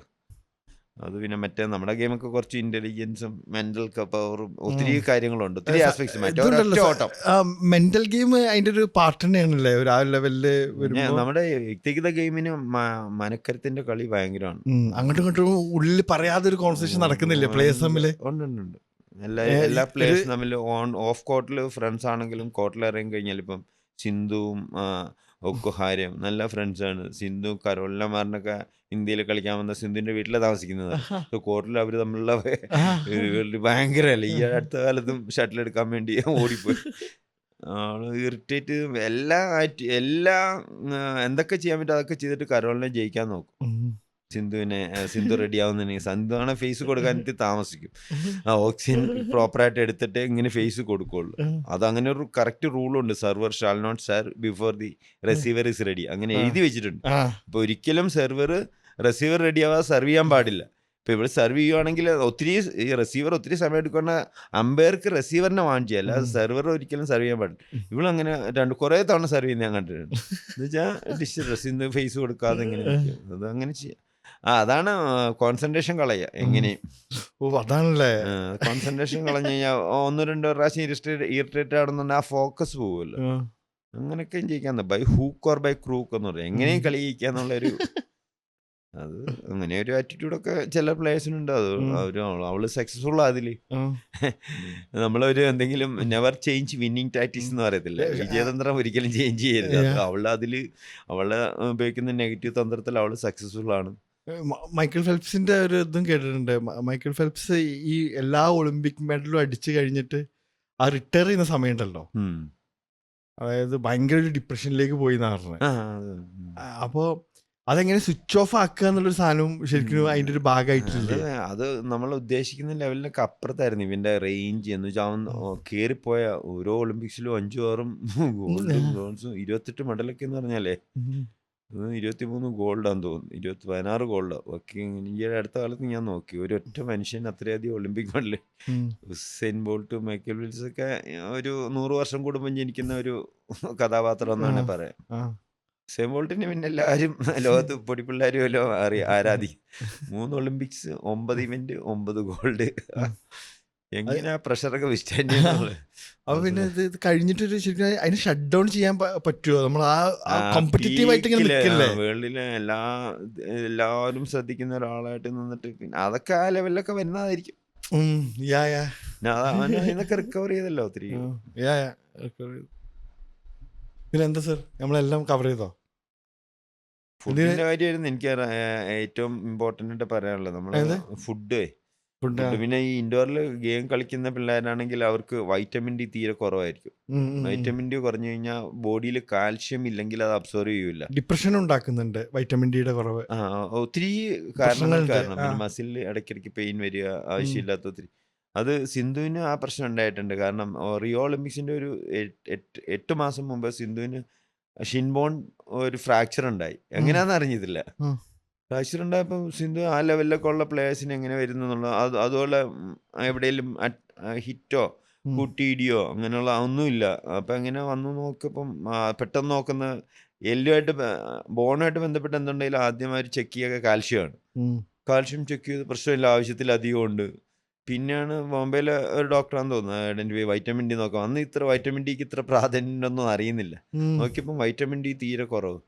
കാരണം ഇവർ ഒരിക്കലും സൺലൈറ്റ് ആണ് ഏറ്റവും നല്ല സോഴ്സ്. ഇത് ഇൻഡോറിൽ കളിക്കുന്ന പ്ലേയേഴ്സിനെല്ലാം സൺലൈറ്റ് കിട്ടാനുള്ള സാധ്യത കുറവ്. അന്നേരം വന്ന് കാറിൽ വരുന്നു, ഇൻഡോറിലോട്ട് ഇറങ്ങുന്നു, ഇൻഡോറിൽ ട്രെയിൻ ചെയ്യുന്നു, അല്ലെ വെയിറ്റ് ട്രെയിനിങ് ചെയ്യുന്നു, കോർട്ടിനകത്ത് തന്നെ സ്പ്രിന്റ് ഏജിലിറ്റേക്ക് ചെയ്യുന്നു, ഫുൾ ടൈം കോർട്ടിൽ. പിന്നെ ആവശ്യത്തിൽ വൈറ്റമിൻ ഡി ഉള്ള ഫുഡിൽ തീരെ കുറവാണ് വൈറ്റമിൻ ഡി. എഗ്ഗിന്റെ യെല്ലോയിലുണ്ട്. പിന്നെ അതുപോലെ മിൽക്ക് വളരെ കുറച്ചേ ഉള്ളൂ ഫുഡിൽ നിന്ന് കിട്ടുന്നത്. മെയിൻ സോഴ്സ് സൺലൈറ്റ് തന്നെ. അതും 10 മണിക്കും 3 മണിക്കും ഇടയിലുള്ള സൺലൈറ്റ് ഒരു അരമണിക്കൂറെങ്കിലും ആഴ്ച 3 ദിവസമെങ്കിലും കൊള്ളണമെന്ന് പറയും. അപ്പൊ അതൊക്കെ നമ്മുടെ മനസ്സിലുണ്ട്. അത് എനിക്ക് പണ്ട് പോലെ അറിയാം. അതുകൊണ്ട് നമ്മൾ എല്ലാ ചൊവ്വാഴ്ചയും ശനിയാഴ്ചയും പുറത്ത് ആക്ടിവിറ്റി, ബീച്ച് റണ്ണും മറ്റേ ഹിൽ റണ്ണൊക്കെ ഇങ്ങനെ അത് കുറെ പ്രൊലോങ്ഡ് ആയിട്ട്. അന്നൊക്കെ അറിഞ്ഞിരുന്നത് രാവിലെ ഉള്ള വെയിൽ കൊള്ളണം. പക്ഷെ ഇപ്പൊ അതൊക്കെ കൺസെപ്റ്റ് മാറി ശരിക്കുള്ള വെയിലാണ് കൊള്ളേണ്ടത്. 10 മണിക്കും 3 മണിക്കും ഇടയുള്ളൂ. പിന്നെ സിന്ധുവിനെ അത് ഐഡന്റിഫൈ ചെയ്ത് കഴിഞ്ഞിട്ട് പിന്നെ സ്ലീവ്ലെസ് ഒക്കെ ഇട്ട് പുറത്ത് വെയിലത്തൊക്കെ ഇട്ട് കിടന്ന് ബാസ്കറ്റ് എന്തെങ്കിലുമൊക്കെ റിക്രിയേഷൻ ഗെയിം കളിയും ഓരോ മണിക്കൂർ വെച്ചിട്ട്, അരമണിക്കൂറൊന്നും അല്ല, അങ്ങനെ റെഡി ആയത്. അല്ലെങ്കിൽ ഈ ബോഡിയിൽ നിറയെ കാൽഷ്യം ഉണ്ടായിട്ട് അബ്സോർവ് ചെയ്യാൻ വൈറ്റമിൻ ഡി ഇല്ലാത്തതുകൊണ്ടേ ഞാനിപ്പോൾ ആഴ്ച ഒരു ദിവസം വെച്ചിട്ട് വൈറ്റമിൻ ടാബ്ലറ്റ്സ് ഒക്കെ എടുക്കുന്നുണ്ട്. ചെക്ക് ചെയ്യുന്നില്ല, വൈറ്റമിൻ ഡി ചെക്ക് ചെയ്യുന്നതിന് നല്ല പൈസ ആണെന്ന് തോന്നുന്നു. ഇത്ര 2000 റുപ്പീസ് കണ്ടത്. സാധാരണ ഷുഗർ ചെക്ക് ചെയ്യുന്നതൊന്നും അല്ല. പിന്നെ എഗ്ഗ് ഒരു വലിയ മെയിൻ ഭക്ഷണമായിട്ട് എല്ലാ പ്ലേയേഴ്സും എല്ലാ സ്പോർട്ടിനും എടുത്തു കഴിഞ്ഞാൽ യെല്ലോ കൂട്ടാൻ പറ്റുമോ? എല്ലാം ഒരു പ്രശ്നമല്ലോ. ഒന്നാന്തരം ഏറ്റവും നല്ല ഫുഡ്, ലോകത്തിലെ ഏറ്റവും ചെറിയൊരു ഫുഡ് ഏതാന്ന് പറയാന്ന് വെച്ചാൽ എല്ലാവർക്കും പറയുന്നത് എഗ്ഗ് യെല്ലോ ആണ്. വൈറ്റ് ഫുള്ള് പ്രോട്ടീനാണ്. എഗ്ഗിന്റെ യെല്ലോയിൽ ഇല്ലാത്ത വിറ്റാമിൻസ് ഇല്ല. വിറ്റാമിൻ എ ഉണ്ട്, ബി ഉണ്ട്, സി ഒഴിച്ചിട്ട് B1, B2, B6, B12 ഇതൊക്കെ നമ്മുടെ മസിൽസിന് ഭയങ്കര ആവശ്യമുള്ള സാധനമാണ്. സെലീനിയം, മഗ്നീഷ്യം ഉള്ള മിനറൽസ് ഒക്കെ ഉണ്ട് എഗ്ഗിലെ. ഒരു ജീവിക്ക് എന്തൊക്കെ ആവശ്യമുണ്ടോ അതൊക്കെ ഉണ്ട്. അത് ഒരു ജീവിയായിട്ട് വളരുന്ന സാധനമല്ലേ എഗ്ഗ്. എന്തൊക്കെ ഉണ്ട് ആവശ്യമുണ്ടോ അതെല്ലാം ഉണ്ട്. കൊളസ്ട്രോളിന്റെ കൺസെപ്റ്റ് ഒക്കെ ഫുള്ള് മാറി. ഞാനിപ്പം വായിച്ചുകൊണ്ടിരിക്കുന്ന ഒരു ബുക്ക് എന്ന് വെച്ചാൽ ഇപ്പം ഈ ഫുഡിനെ കുറിച്ച് എന്ത് ചവറ് കിട്ടിയാലും ഞാൻ വായിക്കും. ഇപ്പം നീന കീത്ത് എന്ന് പറയുന്ന the big surprise with fat എന്ന് പറയുന്നത്, അത് ഇത്രയുള്ളൊരു ബുക്ക്, ഒരു ലോകത്തിലെ ഏറ്റവും കൂടുതൽ വിക്ഷേപിക്കുന്ന ഡയറ്റിന്റെ ഒരു ബുക്കാണ്. അതിനകത്ത് ഫുള്ള് ചരിത്രം പറയുന്നുണ്ട്. നമ്മുടെ ഈ ഫുഡിനെ കുറിച്ചുള്ള ശരിക്കുള്ള റിസർച്ച് തുടങ്ങുന്ന അമേരിക്കൻ പ്രസിഡന്റ് ഹാർട്ട് അറ്റാക്ക് വന്നപ്പോഴാണ്, ഐസൻഹോവറിന്. അപ്പൊ അന്ന് അവിടുത്തെ നമ്മുടെ ഈ സച്ചിൻ ടെണ്ടുൽക്കർ, ഇന്ത്യൻ ക്രിക്കറ്റിലെ രാജാവെന്ന് പറയുന്ന അയാളടുത്തെ ബയോകെമിസ്റ്റോ, ഭയങ്കര എല്ലാവരും അറിയപ്പെടുന്ന ആളാണ്. അപ്പം പുള്ളിയെ ഏൽപ്പിക്കുന്നു എന്താ ഇതിൻ്റെ കാരണം എന്ന് കണ്ടുപിടിക്കുന്നത്. അയാളൊരു ടീമിനെ ഉണ്ടാക്കിയിട്ട് ചെയ്തിട്ട് റിസർച്ച് ചെയ്തിട്ട് പറയണം കൊളസ്ട്രോൾ ആണ് ഹാർട്ട് അറ്റാക്കിന് മെയിൻ കാരണം. എന്നിട്ട് പുള്ളി പറയുന്നത് എല്ലാവരും അക്സെപ്റ്റ് ചെയ്യുന്നു. 7 കൺട്രി സ്റ്റഡീസ് എന്ന് പറഞ്ഞൊരു സ്റ്റഡിയൊക്കെ ഉണ്ടാക്കുന്നു 7 രാജ്യത്ത് പോയിട്ട്. അതിനകത്ത് പക്ഷേ എല്ലാത്തിലും അത് പുള്ളിക്ക് അനുകൂലമായിട്ടുള്ള ഘടകങ്ങൾ മാത്രം എടുത്തിട്ട് പുള്ളി പബ്ലിഷ് ചെയ്യുന്നു. അതെല്ലാം ലോകം മൊത്തം ഇറങ്ങിയിരിക്കുന്നു. അങ്ങനെയാണ് ഈ എഗ്ഗിൻ്റെ കൊളസ്ട്രോൾ ഒന്നും കഴിക്കരുത്, ഒരു എഗ്ഗ് കഴിക്കാവുള്ളൂ എന്നൊക്കെ പറഞ്ഞിട്ട് ഭയങ്കര ഇതൊക്കെ ഫുള്ള് തിരുത്തി മറിച്ചു കഴിഞ്ഞ ഒരു 50 വർഷം കൊണ്ട്. എല്ലാം മാറിയിട്ട് ഇപ്പം ലോകത്തിലെ ഏറ്റവും നല്ല ഫുഡ് എഗ്ഗ് തന്നെയാണ്. എന്ന് വെച്ചാൽ എഗ്ഗിൻ്റെ യെല്ലോ എന്ന് പറയുന്ന ഒന്നാന്തരം കൊളസ്ട്രോൾ, ഡയറ്ററി കൊളസ്ട്രോളാണ്. അതൊരിക്കലും ഹാർട്ട് അറ്റാക്ക് ഉണ്ടാക്കില്ല. ഏറ്റവും നല്ല തെളിവ് ഞാനിന്ന് ജീവിച്ചിരിക്കും. ഞാനൊരു ദിവസം 4-5 മുട്ട കഴിക്കും, മിനിമം 3 മുട്ടയെങ്കിലും കഴിച്ചിരിക്കും. എന്നാൽ എൻ്റെ ഫാമിലിയിലാണെങ്കിൽ ഫുള്ള് ഹാർട്ട് അറ്റാക്കിൻ്റെ ആൾക്കാരാണ്. എൻ്റെ അമ്മയുടെ ഒരേ ഒരു ബ്രദർ ഹാർട്ട് അറ്റാക്ക് വന്ന് മരിച്ചു, അമ്മയുടെ അച്ഛൻ ഹാർട്ട് അറ്റാക്ക് വന്ന് മരിച്ചു, അമ്മയുടെ മൂത്ത ചേച്ചിയുടെ 3 മക്കൾ ഹാർട്ട് അറ്റാക്കിൽ മരിച്ചു. എന്ന് വെച്ചാൽ നല്ല ട്രഡീഷൻ ഉണ്ട്. ആ സ്ഥാനത്താണ് ഞാൻ ഈ കൊളസ്ട്രോൾ ഏറ്റവും കൂടുതലുണ്ടെന്ന് പറയുന്ന എഗ്ഗ് 3, 4, 5 കഴിക്കുന്നത്. ഇന്നലെ ഒരു ഡോക്ടറെ വീഡിയോ കിട്ടും, നിങ്ങൾക്ക് ആഴ്ചയിൽ ഒരു എഗ്ഗൊക്കെ കഴിക്കാം, അല്ലെങ്കിൽ ദിവസം ഒരു എഗ്ഗൊക്കെ കഴിക്കാം. ഞാൻ ഒരാഴ്ച 35 എഗ്ഗെങ്കിലും കഴിക്കുന്നുണ്ട്. ഞാൻ കൊളസ്ട്രോളും നോക്കിയിട്ടുണ്ട്. ഒരു മാസം ഫുള്ള് ഒരു ദിവസം 3, 4 എഗ്ഗ് വെച്ചിട്ട് കഴിച്ചിട്ട് ഒരു മാസത്തിന് മുമ്പ് നോക്കും, കഴിക്കുന്നതിന് മുമ്പ് നോക്കും, അതിന് ശേഷം നോക്കും, ഒരു മാറ്റവും ഇല്ല. ഒട്ടേറെ ഈ ഡോക്ടേഴ്സിനൊക്കെ എങ്ങനെ പിന്നെ ഡോക്ടേഴ്സ് ഒന്നും ഫുഡിനെ കുറിച്ചൊന്നും അധികം പഠിക്കുന്നില്ല. ഇവരുടെ MBBS പീരീഡിൽ ഞാൻ എൻ്റെ മോളോട് ചോദിച്ചപ്പോൾ 8 മണിക്കൂർ 8 പീരീഡ് അവർ പഠിക്കുന്നുള്ളൂ ഡയറ്റിനെ കുറിച്ചിട്ട്. അവർ ഫുള്ള് മറ്റൊക്കെ പഠിക്കുന്നു. പിന്നെ അതിന് താല്പര്യമുള്ള ഡോക്ടേഴ്സ് ഇതുമായിട്ട് റിസർച്ച് ചെയ്യും ഭയങ്കരമായിട്ട്. പിന്നെ ഞാൻ സാധാരണ കാണുന്നതിൽ അത്യാവശ്യം നന്നായിട്ട് പറയുന്ന ഒരു ചെറുപ്പക്കാരൻ ഡോക്ടർ മനോജ് ജോൺസൺ എന്ന് പറയുന്ന ഒരു ഡോക്ടറുണ്ട്. പിന്നെ ഒരു മിഥുൻ മഞ്ജുനാഥോ അവരൊക്കെ നല്ല ഈ ആധുനിക ഡോക്ടർമാർ. എന്ന് വെച്ചാൽ ഇവർക്കൊക്കെ ഈ സ്റ്റഡീസൊക്കെ അറിയാം, ഇതുമായിട്ട് ബന്ധപ്പെട്ട റിലേറ്റഡ്. അയാൾ സജസ്റ്റ് അനുസരിച്ചിട്ട് ഞാൻ ആ ബുക്ക് വാങ്ങിയത് ഓൺലൈനിൽ. ഫുള്ള് വായിച്ച് അത് 2-3 ആവർത്തി വായിച്ചു കഴിച്ചപ്പോഴാണ് ശരിക്കും മനസ്സിലാവുന്നത് ഇതിൻ്റെയൊക്കെ ഫാറ്റിനെ കുറിച്ചുള്ള. ഫാറ്റാണ് ഏറ്റവും നല്ല ഫുഡ്, ഫാറ്റും പ്രോട്ടീനും. കാർണിവോർ ഡയറ്റ് പറഞ്ഞ ഡയറ്റ് അതൊക്കെ മറ്റേ ഇടയ്ക്കൊക്കെ വന്നിരുന്നു. ഇറച്ചി കഴിക്കാൻ ഒരു കുഴപ്പമില്ല. നമ്മുടെ ഡോക്ടേഴ്സ് വരെ കോഴിക്കോട്ടൊക്കെ പ്രശസ്തരായ ഡോക്ടേഴ്സ് വരെ എഗ്ഗൊന്നും കഴിക്കരുതെന്ന് പറയുന്നുണ്ട്. നമ്മൾ എഗ്ഗ് അനുഭവസ്ഥ നമുക്ക് പ്രാക്ടിക്കലായിട്ട് ചെയ്യിക്കാമല്ലോ. പിള്ളേർക്കൊക്കെ ഇഷ്ടം പോലെ ചെറിയ കുട്ടികളൊക്കെ 7-8 എഗ്ഗ് കഴിക്കുന്ന പിള്ളേരുണ്ട്, Under 13 വരെ. നല്ല മസ്കുലറായി വരുന്നുണ്ട് പിള്ളേരൊക്കെ. ഞാൻ പറഞ്ഞ ഈ കാർബോഹൈഡ്രേറ്റ്സുള്ള ഫുഡൊക്കെ അങ്ങ് മാറ്റുക. പൊറോട്ട, അരിയും ഗോതമ്പ് വെച്ചുള്ള എല്ലാ സാധനവും തീരെ കുറയ്ക്കുക. എന്നിട്ട് നിങ്ങൾ എഗ്ഗ് കഴിക്കുക, നോൺ വെജ് കഴിക്കുക, ഫിഷ് കഴിക്കുക. അതിൻ്റെ കൂടെ നമ്മൾ ചോറിന് തോരൻ കഴിക്കുന്നില്ല കാണാൻ ചോറ് കഴിക്കുക. അല്ലെങ്കിൽ ഞാൻ ഒരപ്പം അല്ലെങ്കിൽ ഒരു ഇഡ്ഡലി അല്ല അത് കഴിക്കാൻ തീരെ നിർത്തുന്നില്ല. നല്ല ടേസ്റ്റാണ്. ചിലപ്പോൾ 2 അപ്പം കഴിച്ചെന്നിരിക്കും, പക്ഷെ 3 മുട്ട മാറ്റത്തില്ല നമ്മൾ. അതുകൊണ്ട് ഇതിന് ഭയങ്കര പിന്നെ ആ മരത്തിന്റെ കാര്യം പറഞ്ഞ പോലെ ആ ഫയറും അതും വേണം. അതാണ് ശരിക്കും ആ എക്സ് ഫാക്ടർ. വ്യക്തിഗത ഗെയിമിനൊക്കെ അത് ഭയങ്കര ആവശ്യം. അതാണ് ആ എക്സ് ഫാക്ടർ അല്ലേ. ആ ഇന്റർനാഷണൽ ലെവലിൽ എത്തുന്ന പ്ലെയറും ബാക്കിയുള്ള പ്ലെയറും തമ്മിലുള്ള ഭയങ്കര ആവശ്യമാണ്. ഈ മാർട്ടിൻ ലൂതർ കിങ്ങിന്റെ ഒരു കോട്ടുണ്ട്, The true measure of a man is not how he behaves in moments of comfort and convenience, but how he stands at time of controversy and challenges. ഒരു മനുഷ്യനെ നമ്മൾ വിലയിരുത്തേണ്ട അയാൾ ഭയങ്കര സന്തോഷവാനും, നല്ല പൈസ, നല്ല ആരോഗ്യം, നല്ല സൗഹൃദം, എല്ലാ രീതിയിലും നല്ല വൈഫ് എല്ലാം ഉള്ളപ്പം അയാൾ എങ്ങനെ പെരുമാറും നോക്കിയിട്ടല്ല. അയാൾക്ക് ശരിക്കും സാമ്പത്തിക ബുദ്ധിമുട്ട്, പട്ടിണി, ദാരിദ്ര്യം, പ്രശ്നങ്ങളും പ്രതിസന്ധികളുടെ ഇടയിൽ ഞാൻ ഷാഹിമിൻ്റെ അടുത്ത് എങ്ങനെ പെരുമാറും നോക്കിയിട്ട് വേണം എൻ്റെ ക്യാരക്ടർ വിലയിരുത്താൻ. അല്ല എനിക്ക് ഭയങ്കര സന്തോഷമുള്ളപ്പോൾ ഞാൻ ഷാഹിമിൻ്റെ അടുത്ത് എങ്ങനെ പെരുമാറും നോക്കിയിട്ട് എൻ്റെ ക്യാരക്ടർ വിലയിരുത്താൻ പറ്റത്തില്ല. അപ്പോൾ അതുപോലെയാണ് നമ്മുടെ കളിയിൽ. ഒരു പ്രാക്ടീസ് ചെയ്യുമ്പോൾ ഒരു 1 സൈഡ് മാച്ച് ഒരാളുമായിട്ട് അങ്ങനെ കളിക്കുന്നു, ഭയങ്കര കളിക്കുന്നു നോക്കിയിട്ട് പറയണം. നല്ല പ്രഷറിൽ ഗാലറിയൊക്കെ അവനെതിരാവും, അമ്പയർ ഹെൽപ്പ് എതിരാവും, കോർട്ട് കാറ്റ് അവനെതിരാവും, എല്ലാം എതിരാകുമ്പോൾ അവന് ഒഴുക്ക് നേരെ നീന്തുന്നവനാണ് യഥാർത്ഥ ചാമ്പ്യൻ എന്ന് പറയുന്നത്. എല്ലാം എതിരായിരിക്കുമ്പോൾ നമ്മൾ അതിനെതിരെ ഫൈറ്റ് ചെയ്ത് കളിക്കുന്നു. ഏത് ചത്ത മീനും ഒഴുക്കിൽ കിടന്നു നന്നായി നീന്താൻ പറ്റും. നമ്മൾ വിചാരിക്കും മീൻ ഭയങ്കര നീന്തലാണല്ലോ, ചത്ത് കിടക്കുമായിരിക്കും. ഒഴുക്ക് നേരെ നീന്തണമെങ്കിൽ ശരിക്കും ജീവൻ തന്നെ. അതാണ് ഈ വ്യക്തിഗത ഗെയിമിനൊക്കെ ഭയങ്കര ആവശ്യമെന്ന് പറയാം.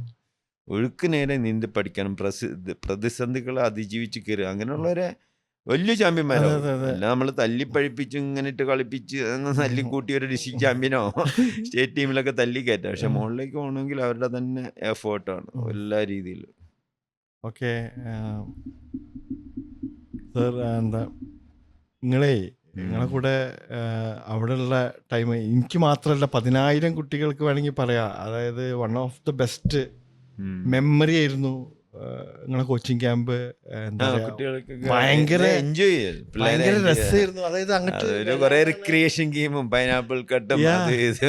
അങ്ങോട്ട് വരാനാണ് തോന്നുക. ആ കുട്ടികൾ ബോറടിക്കുക. ഞാൻ ഏതെങ്കിലും ഒരു കുട്ടി വന്നാൽ അവൻ നാളെയും വരണം. നാളെ വന്നു വെച്ചാൽ ഇഷ്ടംപോലെ സ്പോർട്സിൽ 10-36 ഗെയിമുണ്ട്. അപ്പോൾ നമ്മുടെ ഗെയിമിലേക്ക് വരുമ്പോൾ അവനൊരു റെസ്പെക്റ്റോടി നമ്മുടെ കടയിൽ സാധനം വാങ്ങാൻ വരുന്ന ഒരാൾ. അപ്പോൾ അവൻ അടുത്ത ദിവസം ഇവിടെ സാധനം വാങ്ങാൻ. ചെറിയ കുട്ടികളൊക്കെ ആകുമ്പോൾ അവർക്ക് ഭയങ്കര മടുത്തു പോരും. ആദ്യം കളി പഠിപ്പിക്കുന്നതിനെ കഴിയുമ്പോൾ ഗെയിമിനെ ഇഷ്ടപ്പെടാൻ പഠിപ്പിക്കും. ഇഷ്ടപ്പെട്ട് കഴിഞ്ഞാൽ പുള്ളി അടുത്ത ദിവസം വരില്ല. പിന്നെ പതുക്കെ നമ്മൾ അവന് എന്തെങ്കിലും ഒരു കളി ജയിക്കുമ്പോൾ വണ്ടർഫുൾ ബോയ് എന്നൊക്കെ പറയും.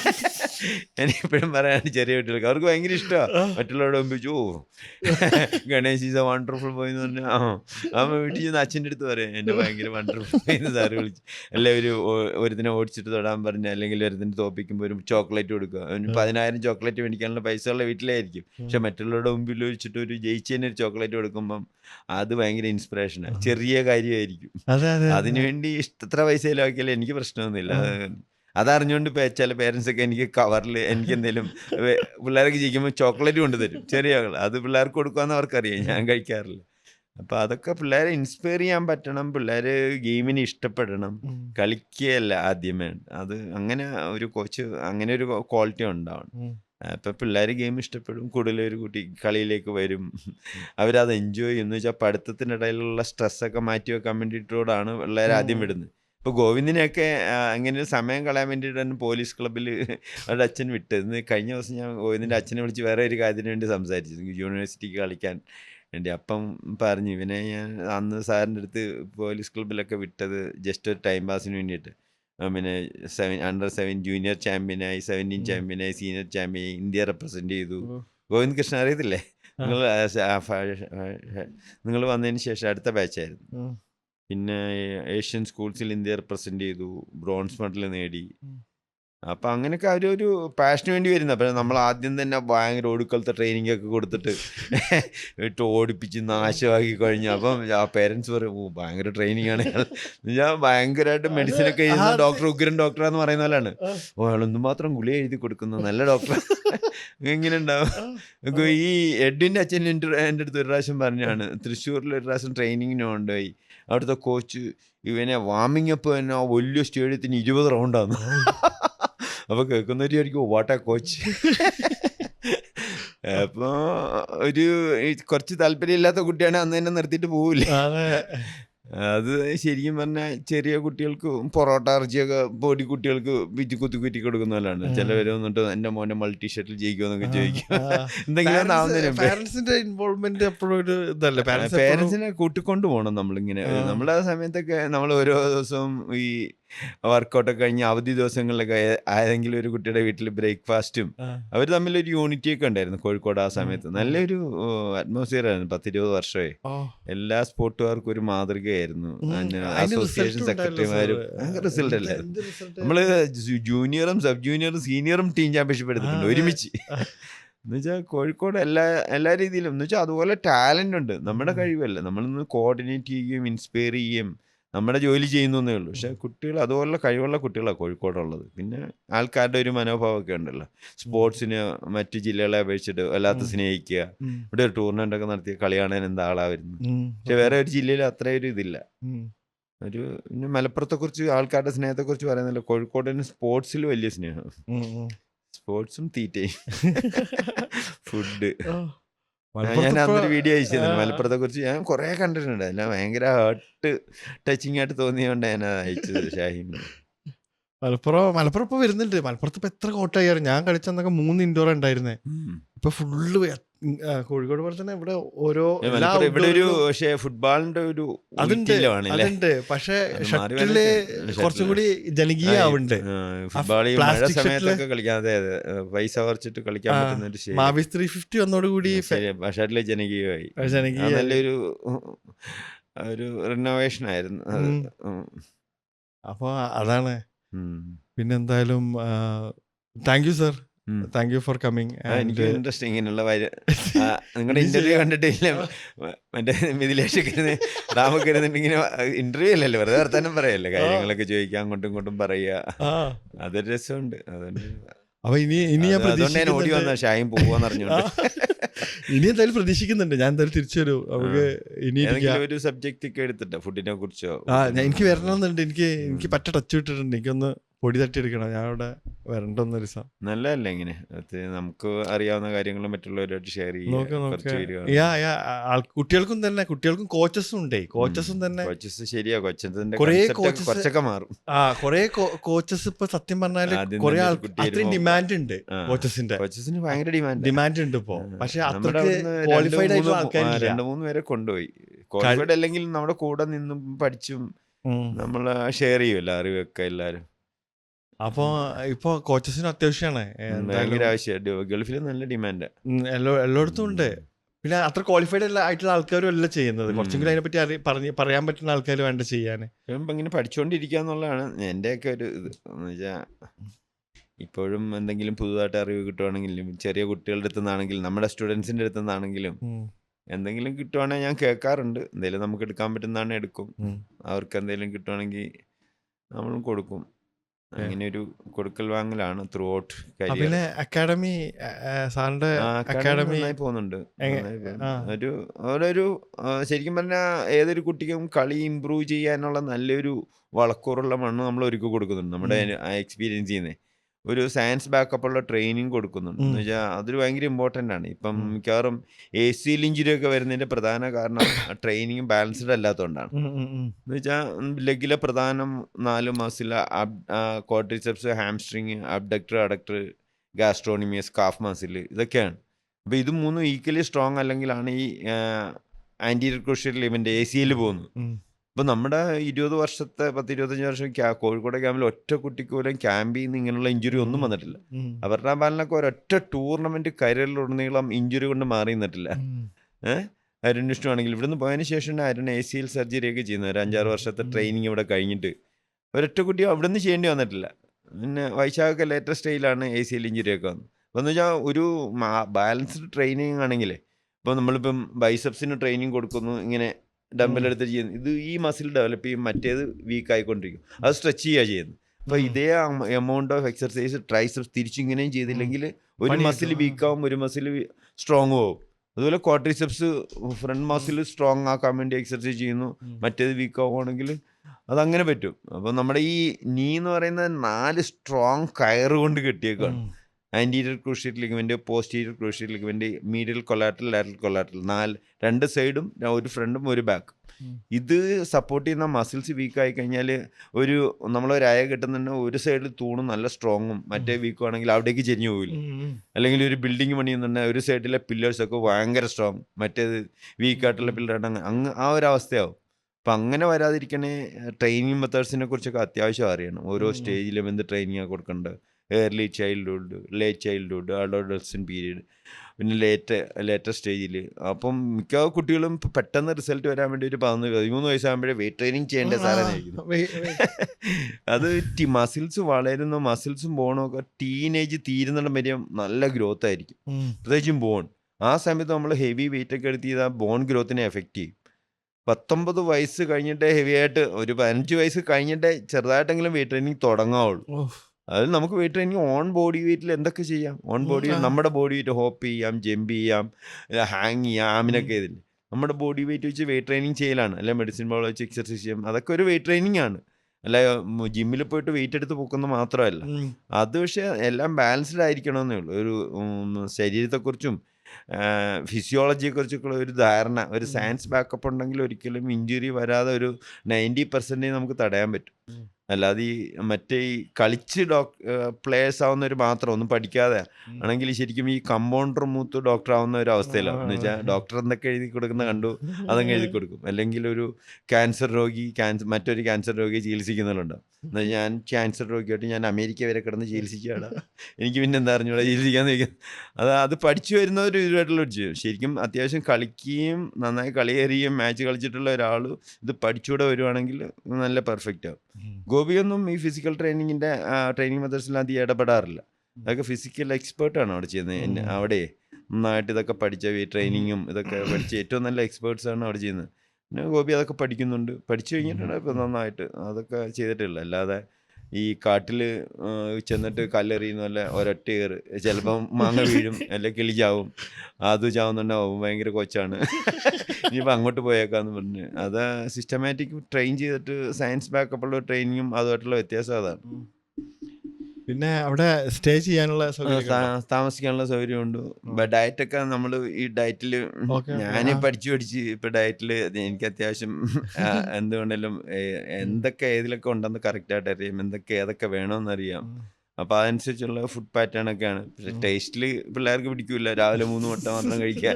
പക്ഷേ അത് കഴിഞ്ഞിട്ട് കഴിച്ചോളാൻ പറയുന്നത് നമ്മൾ, അവർക്ക് ഇഷ്ടമുള്ള കഴിച്ചു എന്ന് വെച്ചാൽ എത്ര കഴിച്ചാലും പ്ലേയേഴ്സിന് കുഴപ്പമൊന്നുമില്ല. നമ്മൾ അതുപോലെ വർക്കൗട്ട് ചെയ്യിക്കുമ്പോൾ അവർക്ക് ഇഷ്ടമുള്ള എല്ലാം കഴിക്കാം, കുഴപ്പമൊന്നുമില്ല. നല്ല ബാലൻസ്ഡ് ഡയറ്റാണ്, നല്ല താമസമാണ്, AC റൂംസൊക്കെ ഉണ്ട്. എല്ലാ രീതിയിലും കളി ഇമ്പ്രൂവ് ചെയ്യേണ്ട ഒരു പ്ലെയറിന് അതുപോലെ ഒരു സൗകര്യം കേരളത്തിൽ എവിടെ ഉണ്ടാവില്ല. നമുക്ക് പിന്നെ ഇഷ്ടംപോലെ നമ്മൾ ഭയങ്കരമായിട്ട് ട്രെയിൻ ചെയ്യാനൊക്കെ ഇഷ്ടംപോലെ കളിക്കാൻ ഓപ്പർച്യൂണിറ്റി കൊടുക്കുക, മാച്ചുകൾ വെക്കുക. ലീഗ് മാച്ചസ് ഒക്കെ പണ്ട് നമ്മൾ ഇഷ്ടംപോലെ വെക്കുമായിരുന്നു. 10 ഒരേ സ്റ്റാൻഡേർഡുള്ള 10 പ്ലേയേഴ്സ് എടുക്കുക, ഇവർ തമ്മിൽ അങ്ങോട്ടും ഇങ്ങോട്ടും കളിക്കുക, ജയിക്കുന്നവർക്ക് പ്രൈസ് കൊടുക്കുക. അങ്ങനെയൊക്കെ ആവുന്നുണ്ടെങ്കിൽ കാമ്പുള്ളതൊക്കെ കയറി വരും. ഒരു ഫയറുള്ള, നേരത്തെ പറഞ്ഞില്ലേ, ഫയറുള്ളതൊക്കെ കത്തി വന്നോളും. ഇങ്ങനെ നമ്മൾ ഒരു മാച്ച് കഴിയുമ്പോഴും എന്താ ചെയ്യേണ്ടത്, എന്താ മിസ്റ്റേക്സ് ഒക്കെ പറഞ്ഞു കൊടുക്കുക. നമുക്ക് ഇതിനകത്തൊന്നും ചെയ്യാനില്ലല്ലോ, നമുക്ക് മിസ്റ്റേക്സ് റെക്ടിഫൈ ചെയ്തിട്ട് അടുത്ത കളി കളിക്കുക. അങ്ങനെ കളിച്ചു വരുന്നവരാണ് ശരിക്കും വലിയ പടവർഷങ്ങളായിട്ട് വളരുന്നത്. അല്ലാതെ നമുക്ക് മാത്രമായിട്ട് ഞാൻ മാത്രം വിചാരിച്ച ഒരാളെ വേൾഡ് ചാമ്പ്യനും ഒക്കെ ആക്കാൻ പറ്റുമെങ്കിൽ നമ്മൾ നമ്മുടെ മക്കളെ ആദ്യം ആക്കും, അല്ലേ? ഒരു സ്റ്റേറ്റ് ചാമ്പ്യൻ പോലും ആക്കാൻ പറ്റത്തില്ല. അല്ലെങ്കിൽ ഗൈഡ് ചെയ്യുക, ഇൻസ്പയർ ചെയ്യുക, ഗൈഡിനെക്കാട്ടി. പിന്നെ സയൻസ് ബാക്കപ്പുള്ള ട്രെയിനിങ് അവസരങ്ങൾ ഇഷ്ടംപോലെ കൊടുക്കുക. നെപ്പോളിയൻ ബോണപ്പാർട്ടിൻ്റെ അടുത്ത് ഒരിക്കൽ ചോദിക്കുന്നുണ്ട് അയാൾ, ഈ വേൾഡ് വാർ കഴിഞ്ഞ് നെപ്പോളിയനെ വാട്ടർലൂ യുദ്ധത്തിൽ തോൽപ്പിച്ചിട്ട് ബ്രിട്ടീഷുകാർ അയാളെ സെൻറ്റ് ഹെലൻ എന്നൊരു ദ്വീപിൽ കൊണ്ട് തടവിൽ പ്രാർത്ഥിക്കുന്നുണ്ട്. അവിടെയും അയാൾക്ക് രാജാവല്ലായിരുന്നു, ജോലിക്കാരെ കൊടുക്കുന്നു, പാചകക്കാരനെ കൊടുക്കുന്നു, ടൈപ്പിസ്റ്റിനെ കൊടുക്കുന്നു. അവസാനം ഇയാൾ മരിക്കാറായപ്പോൾ ലോകത്തിലെ ഏറ്റവും പത്രക്കാരെല്ലാം കൂടെ അദ്ദേഹത്തിനെ കാണാൻ പെർമിഷൻ മേടിച്ച് ചോദിക്കുന്നുണ്ട്.